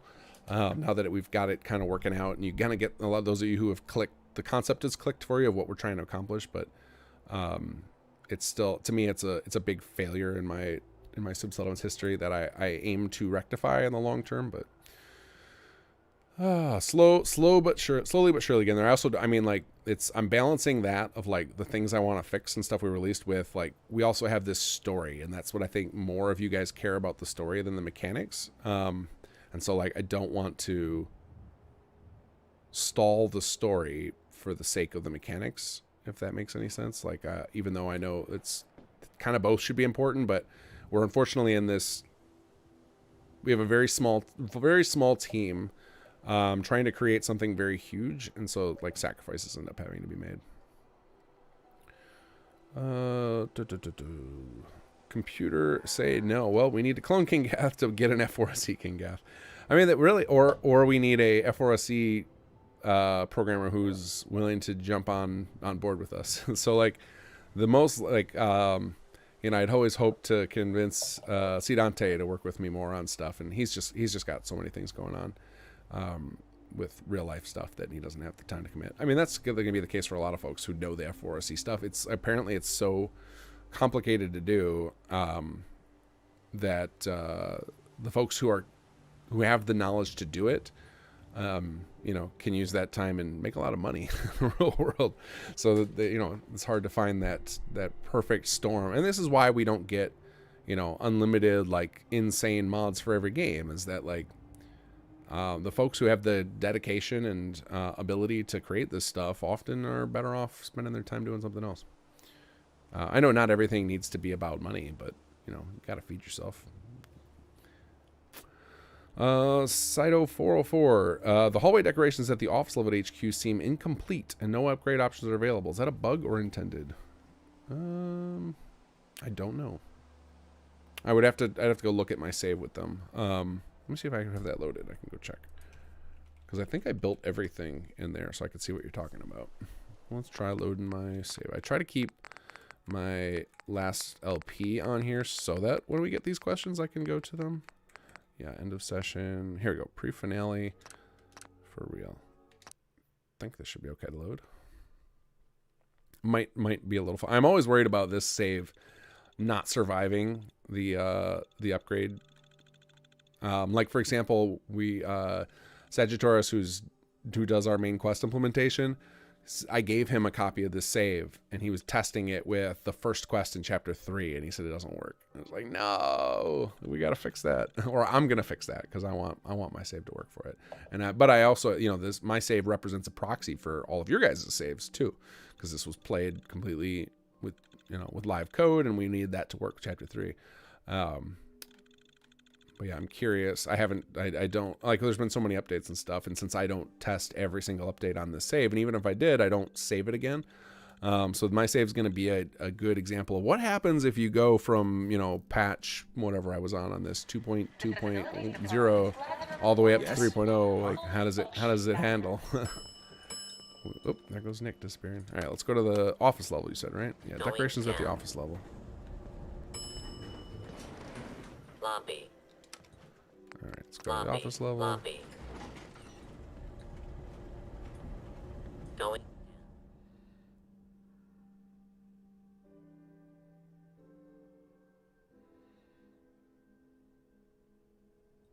Going down. All right, let's see here. Ground floor. All right, well, first let's check and see did I actually build them or not. I think I did. But this doesn't look built. This looks like this is just cleaned. So maybe I didn't finish building them.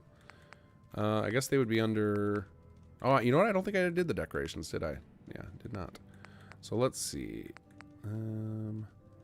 Lower hallways. That's not the office level. That's exterior. Upper hallways.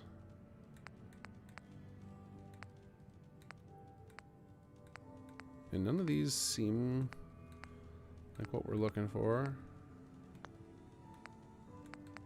Let's see if maybe they got put under facilities or upgrades. Some of them we haven't moved correctly.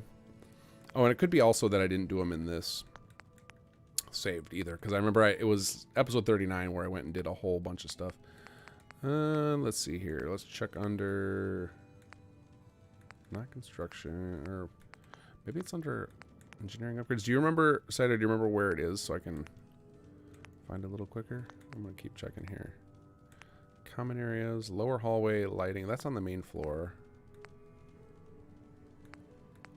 Logistics rooms. So we tried. I remember moving a bunch of the stuff to admin decoration,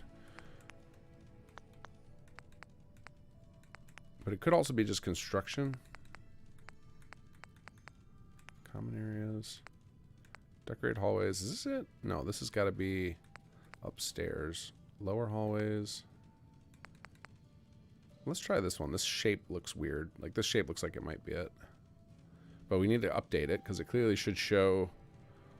Should we have a name in there that says something like the office level? This is not clear. We need to fix that.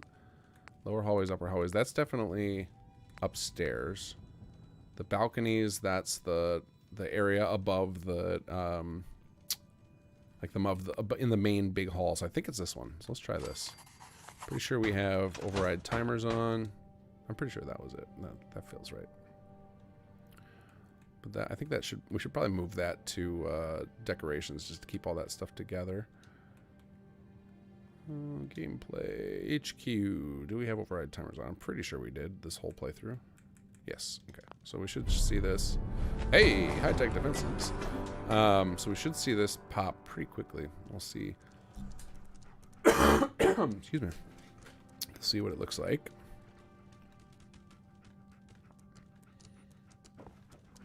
Because it could be a matter of so I think we had the part of it could just be we had different people design it. So like our main floor was all designed by one person, basement was designed by another person, the mid office level designed by another person. So it could just be that their investigate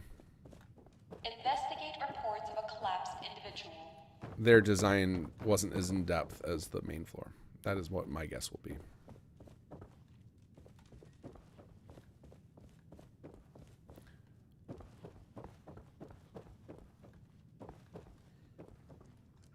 So I'm seeing some stuff start to appear, get some lighting, get some paintings. Definitely feeling like some stuff is happening. Yeah, starting to get some decoration appearing.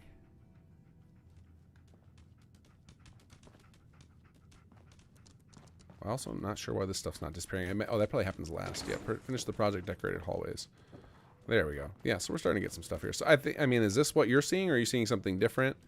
Could just be a matter of like your expectation is higher for the amount of decorations because the main floor has a lot more, or is it? Yeah, because there's some posters over here. I was gonna say maybe it's a matter of just certain areas are kind of empty. I think this might just be like the designer of this floor had different ideas about what it should look like than the person on the main floor who went real hard with it. It does look like this section isn't done. Like these should all disappear, but these might be linked somewhere else. This could be also a case of it might be like there's another chunk of content for right here, because it looks like these pictures look like they're part of the default and they're not removed. So it could be something like that. Then maybe that's what you're talking about. I don't know. I'll let you comment. When I get back to your comment, we'll have more clarification. Let's catch up on other chat here. Let's see. Choo-Choo1, what would need to be done to get the museum into HQ? Just the displays made. It's more than just the displays. We then have to like rig up a management quest to trigger the appearance of things over time automatically. So it's like a big project. It's a project for design. It has to then be like rigged up to work in HQ. Someone has to research all the different quest triggers.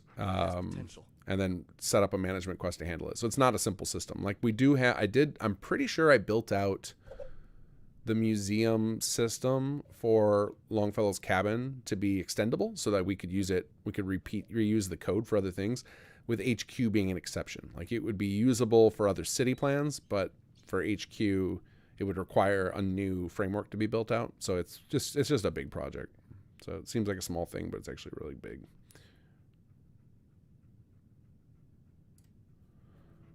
Too large pepperoni calzone. It's best to tanky. Oh, okay. Another person who had a question, so I will use that to find their question. Jesse McGinnis says, "Hello, I'm a huge fan of SS2. One of my favorite mods for any game ever. I have a question about an issue with HQ. I can't see any options in HQ command mode other than the HQ button. Any ideas?" I think this is kind of what Anton was talking about earlier. And as far as stuff not showing up, so I assume that all you see is this right here, and you don't get any of these. I mean, I would ask the simple questions first, like, did you make it through the tutorial quest all the way through to where you have the departments unlocked? And if so, then my assumption would just be that, like, there's something going on in your save, script lag-wise, if you're not seeing any of the departments. But it could, I mean, if you haven't made it through the full How to HQ quest, I mean, even if you made it, all you have to do is make it through the How to HQ quest to the point where there's the argument happening and between the characters in the meeting room, and then after you finish that, like, all of HQ basically, with the exception of the science department, becomes unlocked to you. So if you made it through that and you're still not seeing anything, then yes, my best bet would be some sort of script lag. It would be your game is overwhelmed with all the different things it needs to do in the background. There are a couple of different things that can cause this. The most common, I think, is outside of like running a bunch of city plans or something like that, would be that you have an infinite loop in your save file. Like we just discovered one in our code that I patched on Christmas. So perhaps that happened to you. You need, if you don't have the latest patch for SS2, which was just released a few days ago, maybe that's your save is in that state. If you're on PC, you can grab a mod or a thing on nexusmods.com called Fallrim Tools, so Fallrim Tools, and there's a program that's included with that called Resaver, and it lets you look at your save files. And it's a lot of gobbledygook, and you know, it's not very useful information most of the time, but there's one thing in particular you can look at. If you scroll down through the mess that comes up from that program, there's a section called Active Scripts. And there's a number next to the word active scripts, will be in parentheses. And if that number is higher than like 20, your save is just in a bad state. And the best way to resolve that is to just go park your... I like to tell people just go to Diamond City because it's a whole different world space. Go to Diamond City and just leave your game running until you're ready to play again. You know, go set it there, leave it for an hour. And when you come back, or leave it overnight or whatever, because you should be safe in Diamond City. You won't get killed. And then when you come back, it should have given the game time to clean up all the scripts. Oh, looks like everybody's changing shifts. It should give everybody time to, or your scripts time to finish running, and then the next time, hopefully, you'll have a better experience when you arrive at HQ. That's the best I can recommend. I mean, it's possible it's mod conflict, but I would say it's very unlikely unless there's a mod you have that's, you know, breaking your scripting setup. I can't imagine there's many mods that are breaking HQ. I could be totally wrong on that, though. The best way to find that out is probably going to be, obviously, you can go to our wiki. If you go to wiki.simsettlements2.com, we have a list of known conflict mods. You can see if yours is on that list. Otherwise, if none of them are, or if none of the conflicts list this as a potential side effect, which I don't think there are any listing that, you could go post on our forums. And if you go to Sim Settlements 2 help section of our forums, you could post our load order, describe your issue, see if anybody else has an identical issue that you guys could compare load orders and hopefully find the issue. I would say that a general thing that could come up that could break all sorts of stuff in SS2, from plot gameplay to city plans to HQ, is really simple, and that's a workshop script overwrite. And to solve, and that workshop framework should be able to detect, so you should have got a warning if that was the case. So I'm guessing that that's not happening to you. My best guess would be either script lag, which you can check for with Fallrim Tools, or a mod conflict, which unfortunately the best way to determine that is to compare load orders with other people. Calling available engineering personnel. Report. Oscar Fry. So are there some new bugs with 2.30? Any ETAs? I mean, any additional fixes, unless they're like dire, like the infinite loop one that I just hot fixed. They're gonna have to wait till the next patch, which will be probably 2 weeks from now. The one I'm aware of, the biggest set of bugs I'm aware of with 2.30 are all of the recruitable characters in our Radiant quest that use random dungeons. I broke them all. I was trying to lock them into the Commonwealth, and I used a bad condition, and the condition made it so that those quests can't start. I know how to fix it, but it's anytime something involves like a really minor change, like fixing the infinite loop, is just like a quick little script change. I can do it cleanly without having to roll back changes in the alpha, because dealing with that conflict is very difficult, because we don't use Bethesda's full methodology. They use a piece of software called Perforce, which is pretty expensive. So we don't use that, and that would be what I would need to use to resolve this problem of we have a fork of the mod that we use that we're building Chapter 3 on. And to ensure that, hold on just a second. To ensure we don't have to reinvent the wheel and redo all of our patch stuff in the Chapter 3 and then create a situation where we would have to like tell you guys to start new saves, what we instead do is any of the changes we have to make to the main plugin for the sake of our next expansion, we do them in our patches. So while I'm working on our alpha code, I'm making changes to what's effectively the live version of SS2's ESM file. And so like there's always a point of no return between each patch where I like make a change, and then that eliminates my ability to do certain types of patching. And that is the case right now. We're in a state where I made some changes for the sake of Chapter 3 content, and I am going to push them out in a patch, but the patch would, like, to do that as a hotfix would be too messy, so I'm not going to do it. And that's the reason that, like, we're not going to get, unless there's an emergency situation of, like, you know, we're ruining saves. We're just in a state right now between patches where I can't hotfix certain things. I can hotfix scripts, but I can't hotfix the ESM. It's just like a sacrifice we had to make for this type of development to save ourselves a lot of money. So if that's the issue you're talking about, it'll get fixed in a couple of weeks, but it unfortunately can't be hotfixed. Will Thompson, when I first went to Concord after the new settlers and NPCs arrived, it was so cool. My favorite NPC is the Super Mutant Falons. I laughed so hard when I went in there. Thanks for saying so. I'm glad you like those.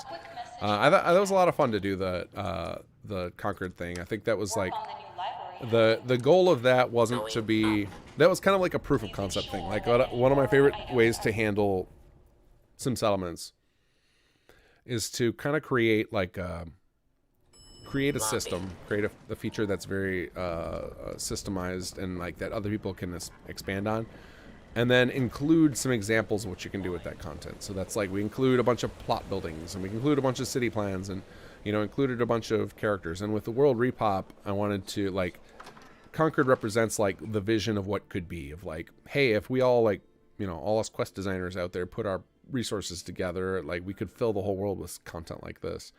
But we don't have the resources to do it on our team alone unless we were to stop working on the main quest stuff and like the new features themselves. If like we just committed ourselves to like, all right, let's just build that kind of content, we could do it. But the hope is always that we put out new features and new systems, and that it would inspire, you know, other modders or mod teams to kind of help us flesh things out. And that's been working for the most part. You know, we're getting lots of city plans built, lots of building plans for plots, but certain systems I've released, World Repop is one, HQ is another, where just hasn't caught anybody's, you know, nobody's been like super sucked into that idea. Or it might just be that, like with HQ, I think part of it we talked about just you know 20 minutes ago is like, you know, my documentation isn't fulfilled, and like HQ kind of left a bad taste in a lot of folks' mouths at first. And so, you know, it just hasn't inspired anybody who happens to have experienced the fixed version. And then with World Repop, it might just be that the system, like to get to something like Concord is too much work for most folks. Like that's a team level effort, and so just haven't had the right team come along who wants to do that. I think the part of it is like most folks who work together in a team, if they're getting that many people together, they want to work on kind of their own vision and not, they don't want to piggyback onto somebody else's. Let's see here. Mount Hunter 42. Sounds like you had a good D&D experience. Not a serious one, which is great. Both, if both want that. I was serious when I went to Gen Con 88 because that's what they wanted there. Excuse me. Yeah, it was. I mean, it was a good experience. I just don't like. I'm sure we didn't follow all the rules, and I just would never consider myself like a serious D&D player, or like even serious from the perspective of like, you know, never made it like a weekly ritual or anything. So I was like a very, very novice player to the systems. Rekad Slee, can I use the Ron to get every single unique settler? Like, say I haven't built at Red Rocket, can I get the custom NPC via the Ron? No, there's you can get most of them, but there are some that have like a hard requirement, and they will require you to do stuff like that. Like the Red Rocket requirement for Ed Rock is a thing. We would like to. I would love to if it was. So, for example, if there was a special flag on Red Rockets where I could detect that, you know, I'd love to be able to do that so that then mod added versions of Red Rockets, or, you know, the Nuke World Red Rocket, like those could count. Like that would be cool, but currently not an easy way to do that. Computer say no. King Gath speaks volumes of who you are as a person that this bothers you so much. Always remember, though, you owe us nothing, and we are happy and honored to have your amazing DLC like mod around. Yeah, it's a I don't know. Feels like a blemish on my record. I don't like it. And I can still do something about it, thankfully. So, like, you know, there's no time limit on this. I mean, I'm really the time limit on my modding of Fallout 4 is how long people are paying attention to it. Because, like, if I go fix it and 2 people download the fix, that was a lot of hours spent. Like, it's something like I remember. I'm in the middle of a really long podcast. It's Lex Friedman interviewing John Carmack. And like one of the things they talk about kept resonating with me. Like Carmack kept saying is like, you know, are you creating enough? Are you creating more positive value in the world than you're putting into it? And that's, you know, there's a little bit of that in there. So it's like, you know, is the amount of hours we're putting into this system and into this mod, into this story, like, are people getting more hours than that of joy out of it? And like, I think so far yes, by a lot, like a wide margin. Like the number of people downloading it, number of people getting more playthroughs, number of hours it takes to play through. I think like we did all that math. It dwarfs the amount of hours that we've spent on development. But you know, if there was a significantly smaller player base, that might not be the case anymore. No, it's not like I'm going to go do that math, but I'll repeat something I've said on this a million times, but I know there's a few new people here. You know, when you think about creating something and releasing it to the world, you ask yourself, would I be happy if only one person looked at this? And I think most people, the answer would be no. That would be kind of a bummer. So that means that there's some minimum threshold where you'll be happy with the number of people. So I don't know what that number is, but there's a minimum threshold there. So like I'm always I want to go where you guys are. And I want to make sure that we have an audience, because I know there's that minimum threshold, and I am inspired by having constant interaction and like people who give a damn about what I'm doing. Like that's inspiring. So there is a time limit from that regard of like fixing up HQ or making amends for failures in my game design. But and one of the other reasons of not just the blemish on record is also that like I feel like I'm wasting people's time if I put out bad content, because like, you know, there's a million things we could be doing with our time, and there's a million games out there, there's a million TV shows and comic books and pen and paper RPGs we talked about that you could be using your time on. And so like if I'm asking you to, you know, risk your time on something I've created, like, you know, it should be good. It should be good. There's a lot of good stuff out there you can do for free. So, going down further, let's see here. Skyway's Q, Darth Vader. No. Somehow I dodged. See, I didn't experience that no for the longest time outside of memes. I remember when Phantom Menace came out, and I was so hyped for a new Star Wars, and then watched it, and then it was just, I walked out of there like, what the heck? Like, what was that? And I'm sure it's the same feeling that people back in the 70s and 80s felt when they first saw, when the Ewoks first appeared. They're like, what the heck? I know that like for those of us who grew up on that as kids, seeing that was just amazing. It was like, oh, this cute little Ewoks is great. But for people who are like adult fans of Star Wars back then, like that was like, to them, that was as bad as Jar Jar was to those of us in the 90s who saw those. And then for those of you guys who grew up on it, it was just like, oh, that's Star Wars, it's cool. You know, the pod racers and all that stuff. But like for those of us who saw that as adults, it was kind of offensive. So like after seeing Phantom Menace and being disappointed, and then like, you know, some of my super Star Wars fans saw episode 2 and that said it was really boring, and so then I just didn't watch it, and then I didn't watch episode 3, and then like years later, like literally like in the last 3 years, I think maybe less than that, I went back and watched episodes 2 and 3 because I was trying to watch some of the I wanted to watch some of the Star Wars cartoons with my kid, because I hear they're really good. I hear like all the new series that I can't think of his name, the guy who brought us The Mandalorian, or who's partly responsible for it, not because I think it was, again, I'm terrible with names tonight, the guy, because The Mandalorian was produced by Happy what's his name, from the Marvel movies. He did you know, he's got his career started from the movie Made. He did made a bunch of movies. What's the guy's name? Why can't I think of it? You guys know who I'm talking about. He was partly responsible, and then there was this other guy that I can't think of the name of, and I'm sure you guys are typing it in chat, who was responsible for producing all these Star Wars cartoon shows. And I started watching Clone Wars and realized like, oh, I should have some context for like, why the hell is Anakin one of the main characters? And so I made myself go back and watch them. So before I did that, so I only have experienced the Darth Vader no in the last few years for the first time for real outside of meme culture.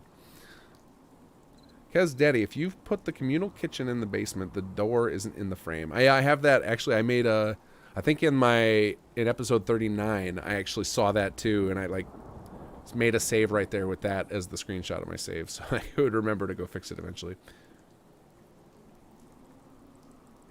Chuchuan, maybe a KG mod school vid for HQ rooms would make it easier for others to learn how to and to lead to more HQ add-ons. Yeah, I've been thinking about that too, that it may be getting close to time for me to bring back Bethesda Mod School.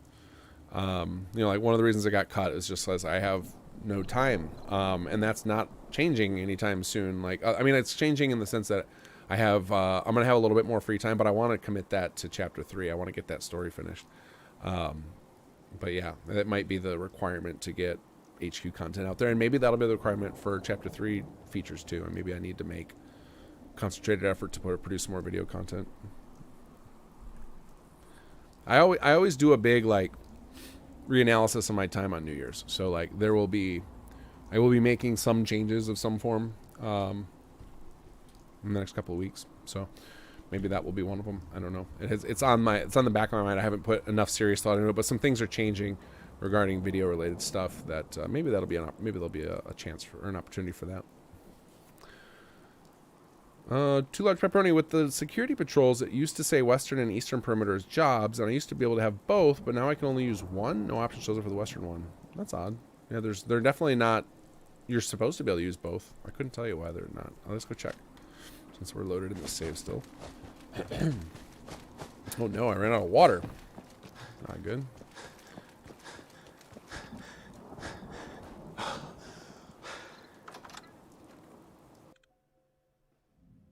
Oh, said for you were talking about that little chunk of hallway. Yeah, my guess is either that hallway was just missed in the design by mistake, thinking it was, or it might maybe it's attached to the main room. So that's a possibility. I don't know if you've built that big giant room in there. Maybe if you build that, it put some stuff in that section of hallway. Maybe we linked it to there, or it could have just been like we just missed a chunk. Absolutely possible. HQ was a very complicated development. A lot of hands involved, a lot of new code, a lot of the vision in my head, like trying to explain it to everybody and failing. that was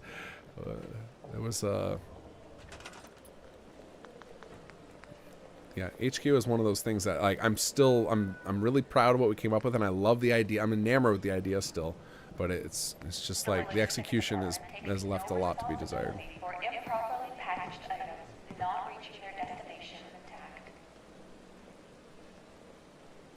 Okay, so now we were checking security. I had to go read back and see what I was checking on. So we're checking on watchkeeping. So we have the patrol perimeters here. So what I'm going to do is, what I'm assuming happened for you is you did one, and then you came back later to do the other one, and it wasn't an option. So let's see if that happens to me.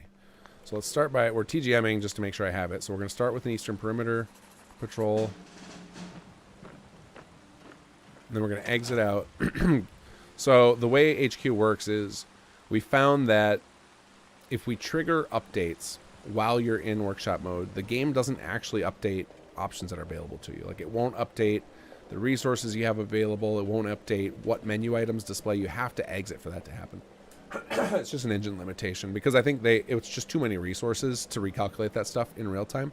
So the game is built around workshop objects and stuff can't reappear until after. So like, see, I'm seeing like even the eastern perimeter still hasn't disappeared, which I find interesting.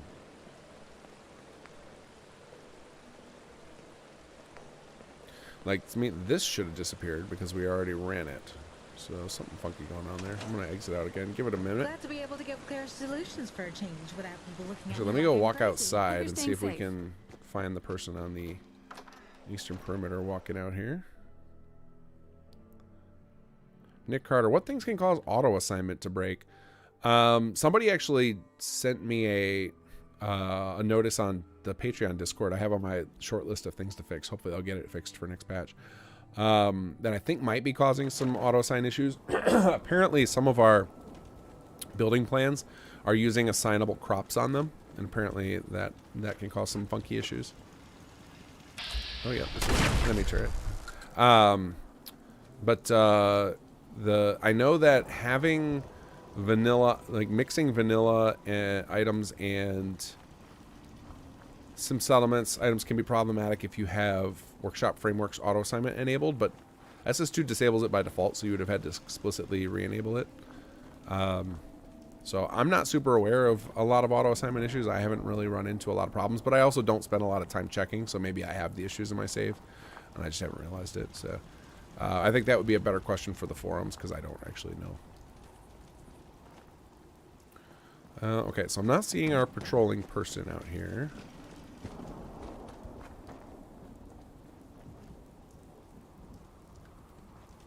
So I don't know if there was something that prevented it from running. Let's go back into security here. Watchkeeping.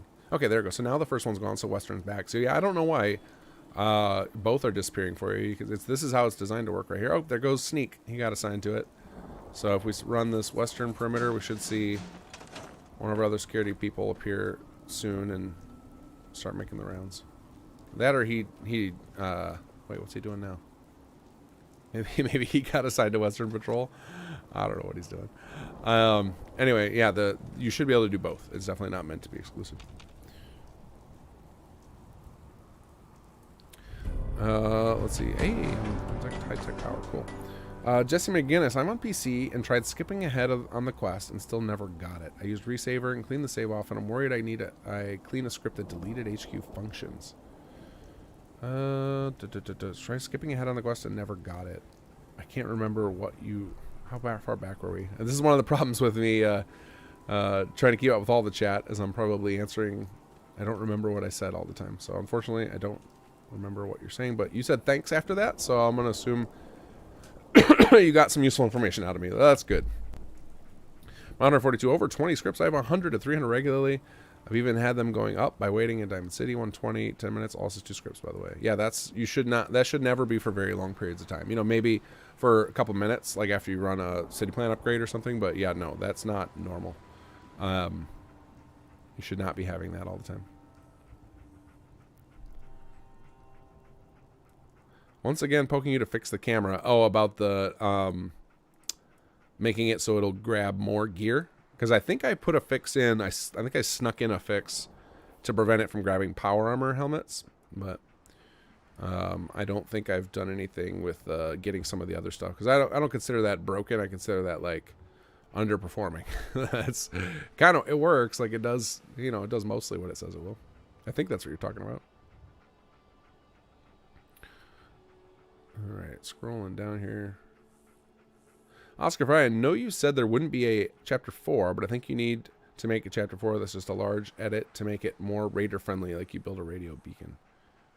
I mean, if we were going to do anything after chapter 3, it would be try to get Conqueror forward to SS2, and that would be a chapter 4-ish thing that was raider related. So that would be where I'd want to put the attention if we got that extra, if we had that opportunity, because it's so close. The Conqueror story was so close to done. I know so few people experienced it, relative to our overall audience, and I think if we brought it to SS2, had a few tie-ins to our SS1 characters, to our SS2 story characters, and then, we made sure in the marketing to, point out the fact that, like, you get to see another side of Aiden. I think it would be those would be enough of a selling point to get a lot of people to try it who were against it because they were just like, no, I don't want to be a raider.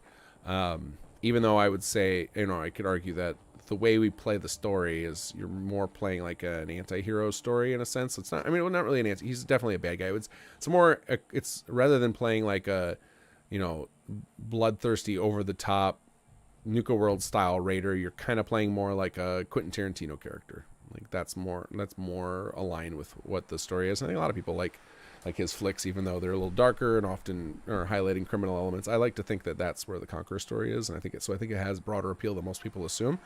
But we just need the right marketing hooks. I think we leaned in on I think our marketing was like walk in and shoot Preston in the face. Yeah, kind of a turn off for a lot of folks who love Fallout 4. So I think we need to take a different approach with it. But we need to finish the story first. So anyway, that would be where I would put efforts in if we got to do the equivalent of a chapter 4, I think. Dave Filoni, yeah, that's who I was thinking of. Not Kevin Feige. I was thinking of Dave Filoni and Jon Favreau. Now that reminded me, Jon Favreau and Dave Filoni. Canucks got me there. Jon Favreau and Dave Filoni. Yep, you guys were on it. You guys know what I was talking about. Guess Daddy, back to the amount of hours you put in versus the amount of happiness put out. This mod has inspired so many of us to also put in hours in the form, city plans, fan fiction, fan art. Oh my god, you're not kidding me. Somebody, who is it? Who's it here? I think you guys are here. That's getting a tattoo that has some inspiration from SS2. It's amazing. Like, was it Too Large Pepperoni? Was it you? I can't remember. I'm sorry if I'm calling out somebody who didn't want this to be public. But anyway, somebody sent me a screenshot of a tattoo they're getting, and they put an eye patch and a scarf on their dog meat tattoo to be Aiden and Jake. I was like, that's freaking amazing. Which in turn makes more happiness. I like to think that would be the case, because I often have this philosophical debate with myself about whether or not making games is a net good. Video games in general are a net good, because for a lot of folks, like for some people, they 100% are. Like folks who, like a lot of people say, like, well, they get me through, depressive times, or,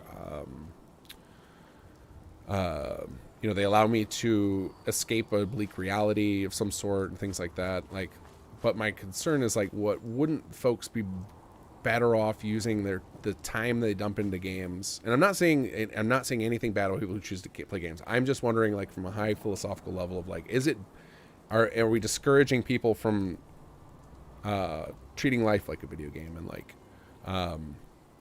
going out there and finding that sense of accomplishment in something in the real world? And maybe the problem is like the way we've developed society is so broken, and that there's not enough opportunities for people to get that in the real world, that is the hole that video games are filling. But like, I'm just, I feel kind of like this thing of like, am I contributing to that degradation of society? Like, that's the type of stuff I sometimes get myself in these spirals thinking about.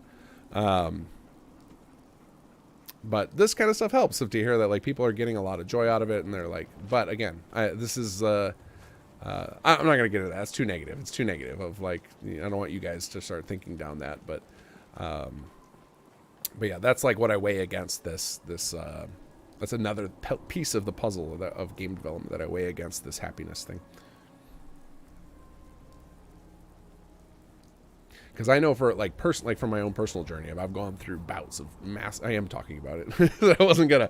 I've gone through bouts of massive video game addiction where I've like let other parts of my life fall apart, or be. And so like now, And now that I'm putting all my free time into video game development, part of the life balance I've discovered that allowed me to do that was to sacrifice most of my gaming time. So again, by creating games, am I taking away other people, or am I giving people excuses or taking away people's time they could be used to doing the same thing? I don't know.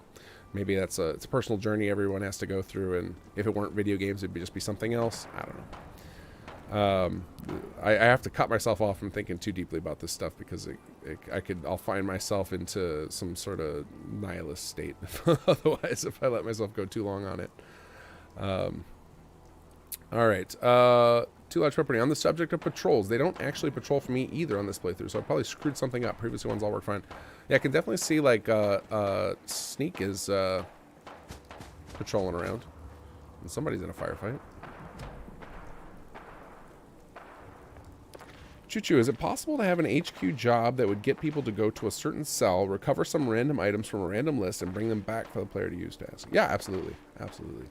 You would fake it, though. Like, it would be smoke and mirrors. It would be a lot like the Salvage Beacons works. Like, the Salvage Beacons teams don't actually go pick up your items, because I don't trust AI to do it.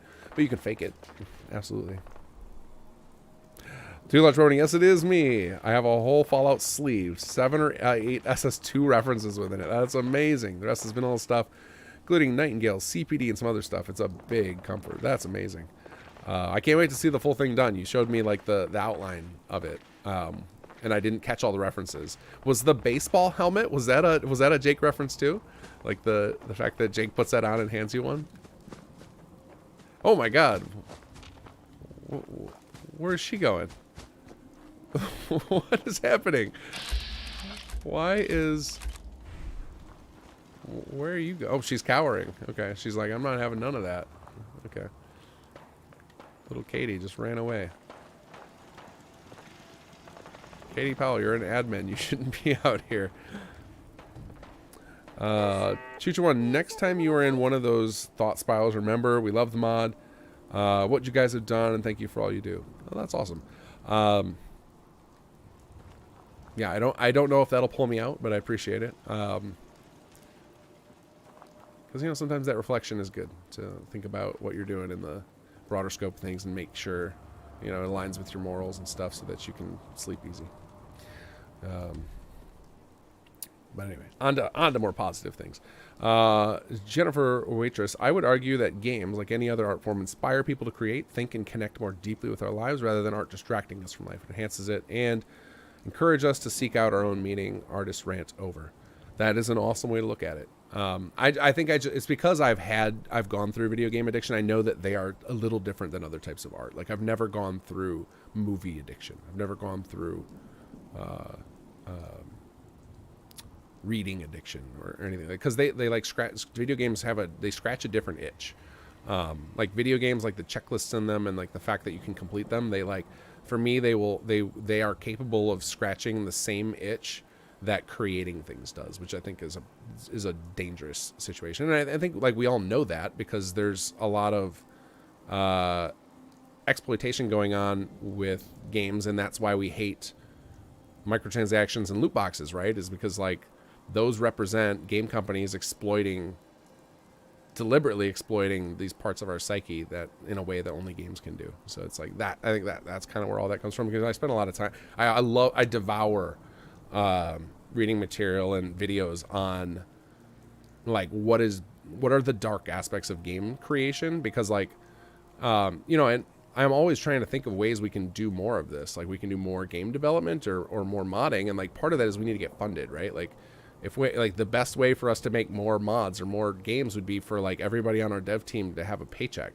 And so like one of the concerns is like, you know, you look at all these horrible practices the games industry is doing to exploit people's psychology to get money, and I don't want to be that. I don't want to be part of that. I want to find a way to do it like on the level in a way we all agree is cool, right? Like, and so like I think that devouring a lot of that stuff is kind of where some of those thoughts originate, of like kind of taking those ideas and like chasing them to their logical conclusion. Is like I start to get into that space. Let's see, Oscar Fry, when are we going to get SS2 action figures, SS2 anime? So okay, so somebody I apologize, I can't remember who sent me. There's this website where you can get 3D printed minifigs for like your D&D campaigns and stuff. And I can't remember who did it, and I am so sorry. If you're listening, please, poke me in chat right now and I'll give you credit.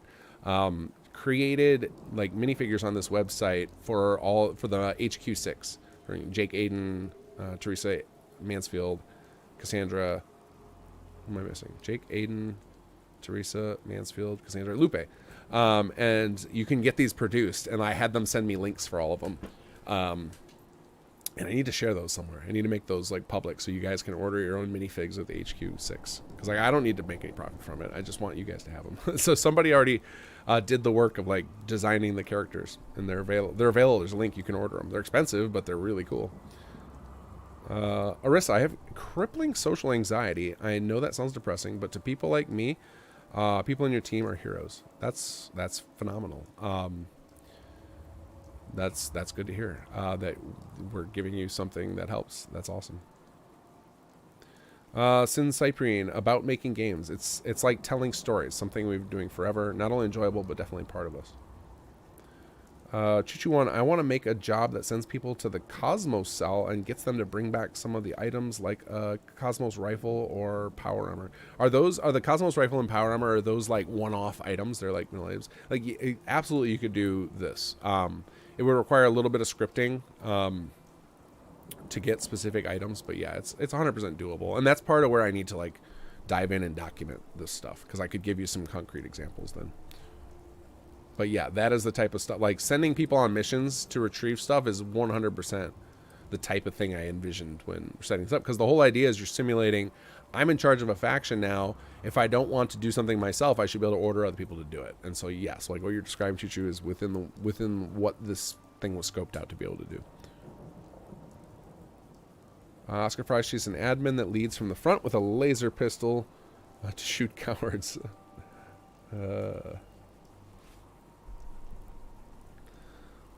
Let's see. Too Loud Tony. Yep, the batting helmets. Next session is more vanilla stuff and a tribute to my boy, the Ron. I found SS2 during some dark times, so it means a lot to me. That's amazing. Well, a tattoo proves it. Like man, you're putting money where your mouth is there.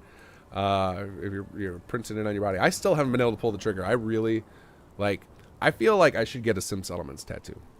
Okay, let's talk about that. If I go get Sim Settlements tattoo, what should I get? Do I get the original logo? Original S1. Do I get a King Gath tattoo because it's like, the Sturgis? Do I get the Sim Settlements 2 logo? Do I get Jake's face? What do you guys think? What should I do? Because I have never gotten a tattoo. I've gotten close several times. My wife and I had a couple of special symbols that we were gonna both get, and then we chickened out. Not for fear of the pain. I have a high pain tolerance. I'm not worried about it.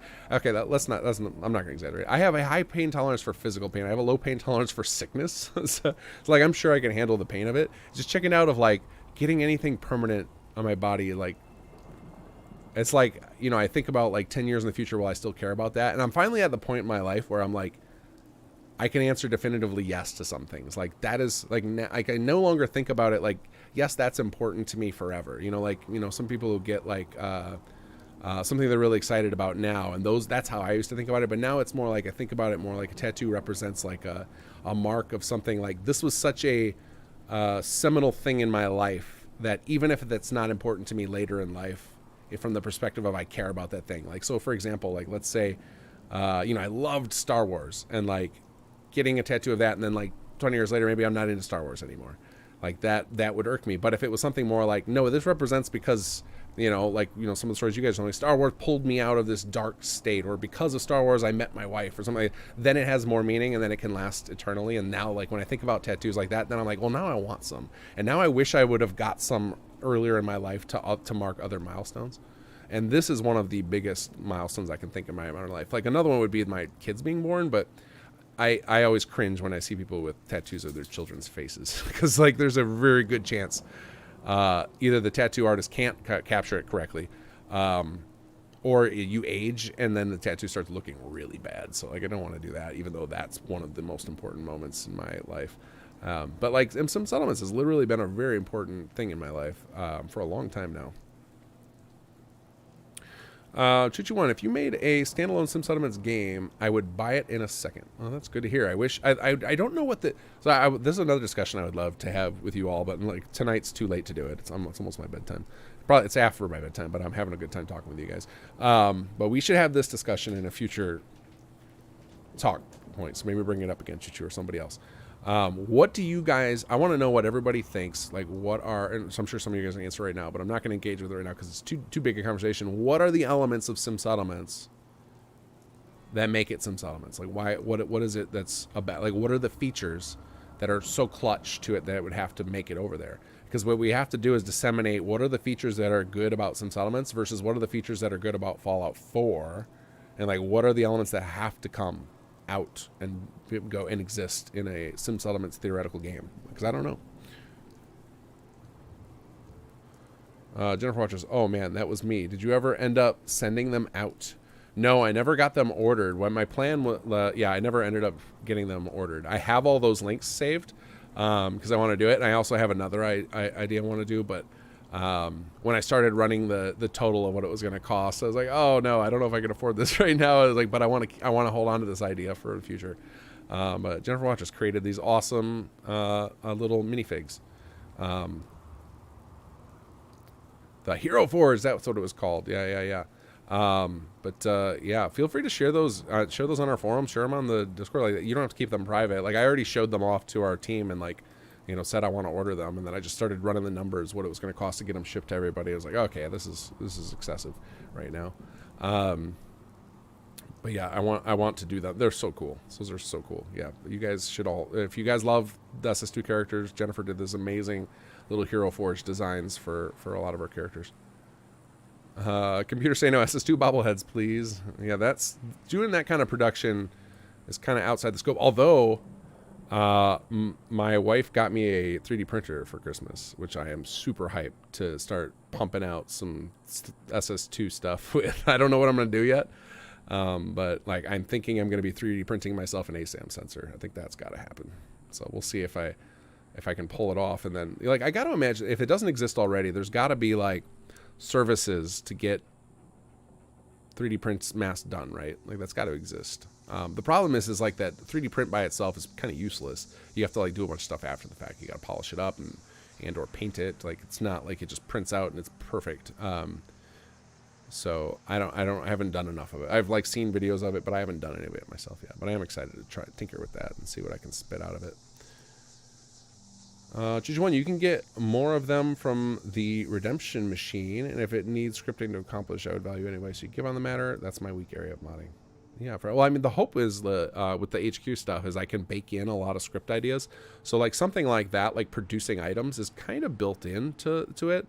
It would just be like if you wanted to specifically take the one out of the world, then that requires some special scripting. But if it's just like send the people to the location of it, and then have a copy of that appear for the player to get, that's totally doable with zero scripting in HQ.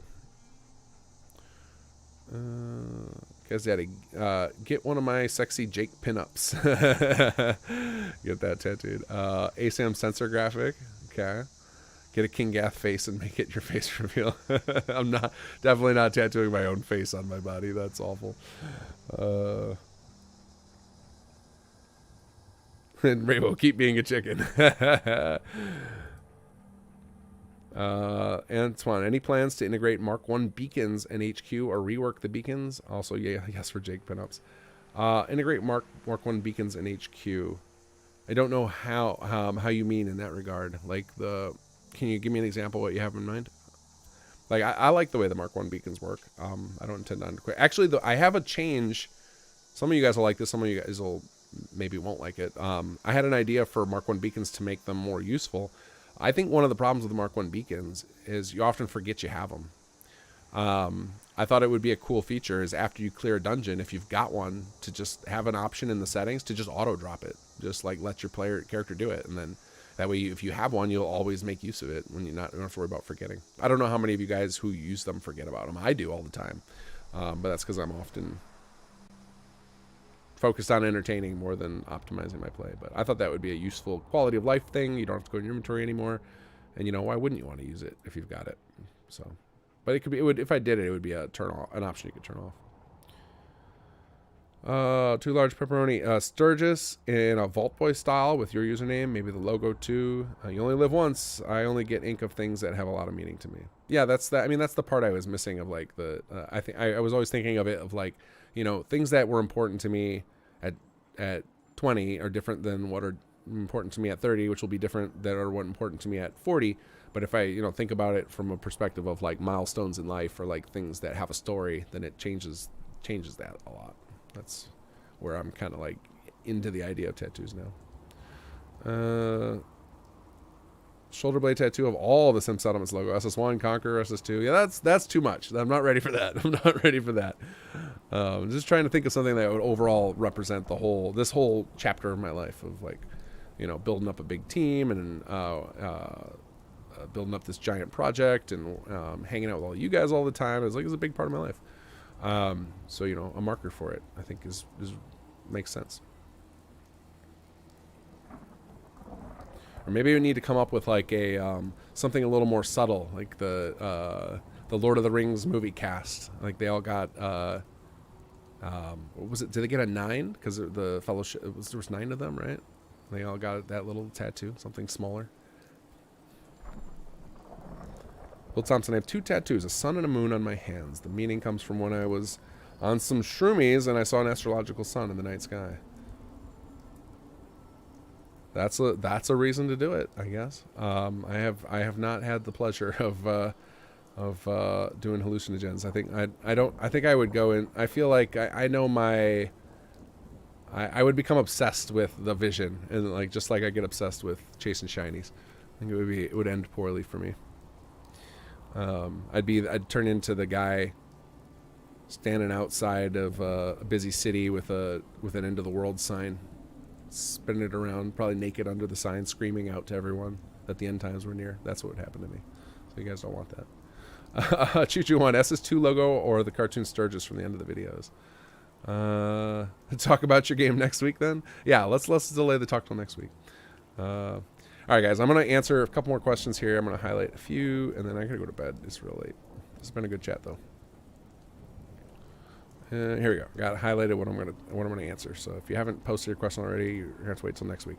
Let's see. Oscar Fry, if you're going to make an SS2 game, I would stick with the FO4 post Great War America, but make it like an RTS with moments of third-person shooter set across America. Antoine, the whole rebuilding the Commonwealth concept, even though a bad guy route would be great. Settlers building stuff that makes sense. Great character, story, lore, and everything. Okay, so you guys are all answering the next game thing, so we're going to talk about that next week. Choo-choo, maybe partner with someone in an Etsy store for selling SS2 merch like 3D prints. So I tried that, and I didn't have any luck yet, but I need to just keep trying. It's one of those things where I gave up too easily. What I wanted to do at some point, maybe we'll talk about this tomorrow at the city plan meeting.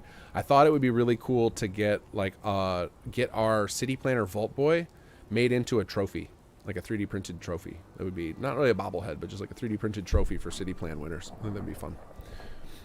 At least for masters, maybe. I don't know if that would be, I don't know how much they would cost or how quickly they can be produced to do it monthly, but I thought that would be really fun. Darth Wump. So I'm at the point where I'm about to assault Gunner's Plaza, and I still haven't let Preston and the gang out of the Museum of Freedom. Any game breaking, just leave them there? Nope, shouldn't be fine. Should be fine. Computer say no, just don't get an SS tattoo. That would send bad signals. Yep, that's one of my terrible acronyms. By mistake. Definitely will not do that. Okay, I think that's a good time to end it. Don't get an SS tattoo. I agree. Say that goes to all of you. All right, guys, thanks for joining me tonight. Been good chat. Good time. Thank you for the donations, everybody. And we'll be back next Wednesday with some more easy mode. All right, take care all.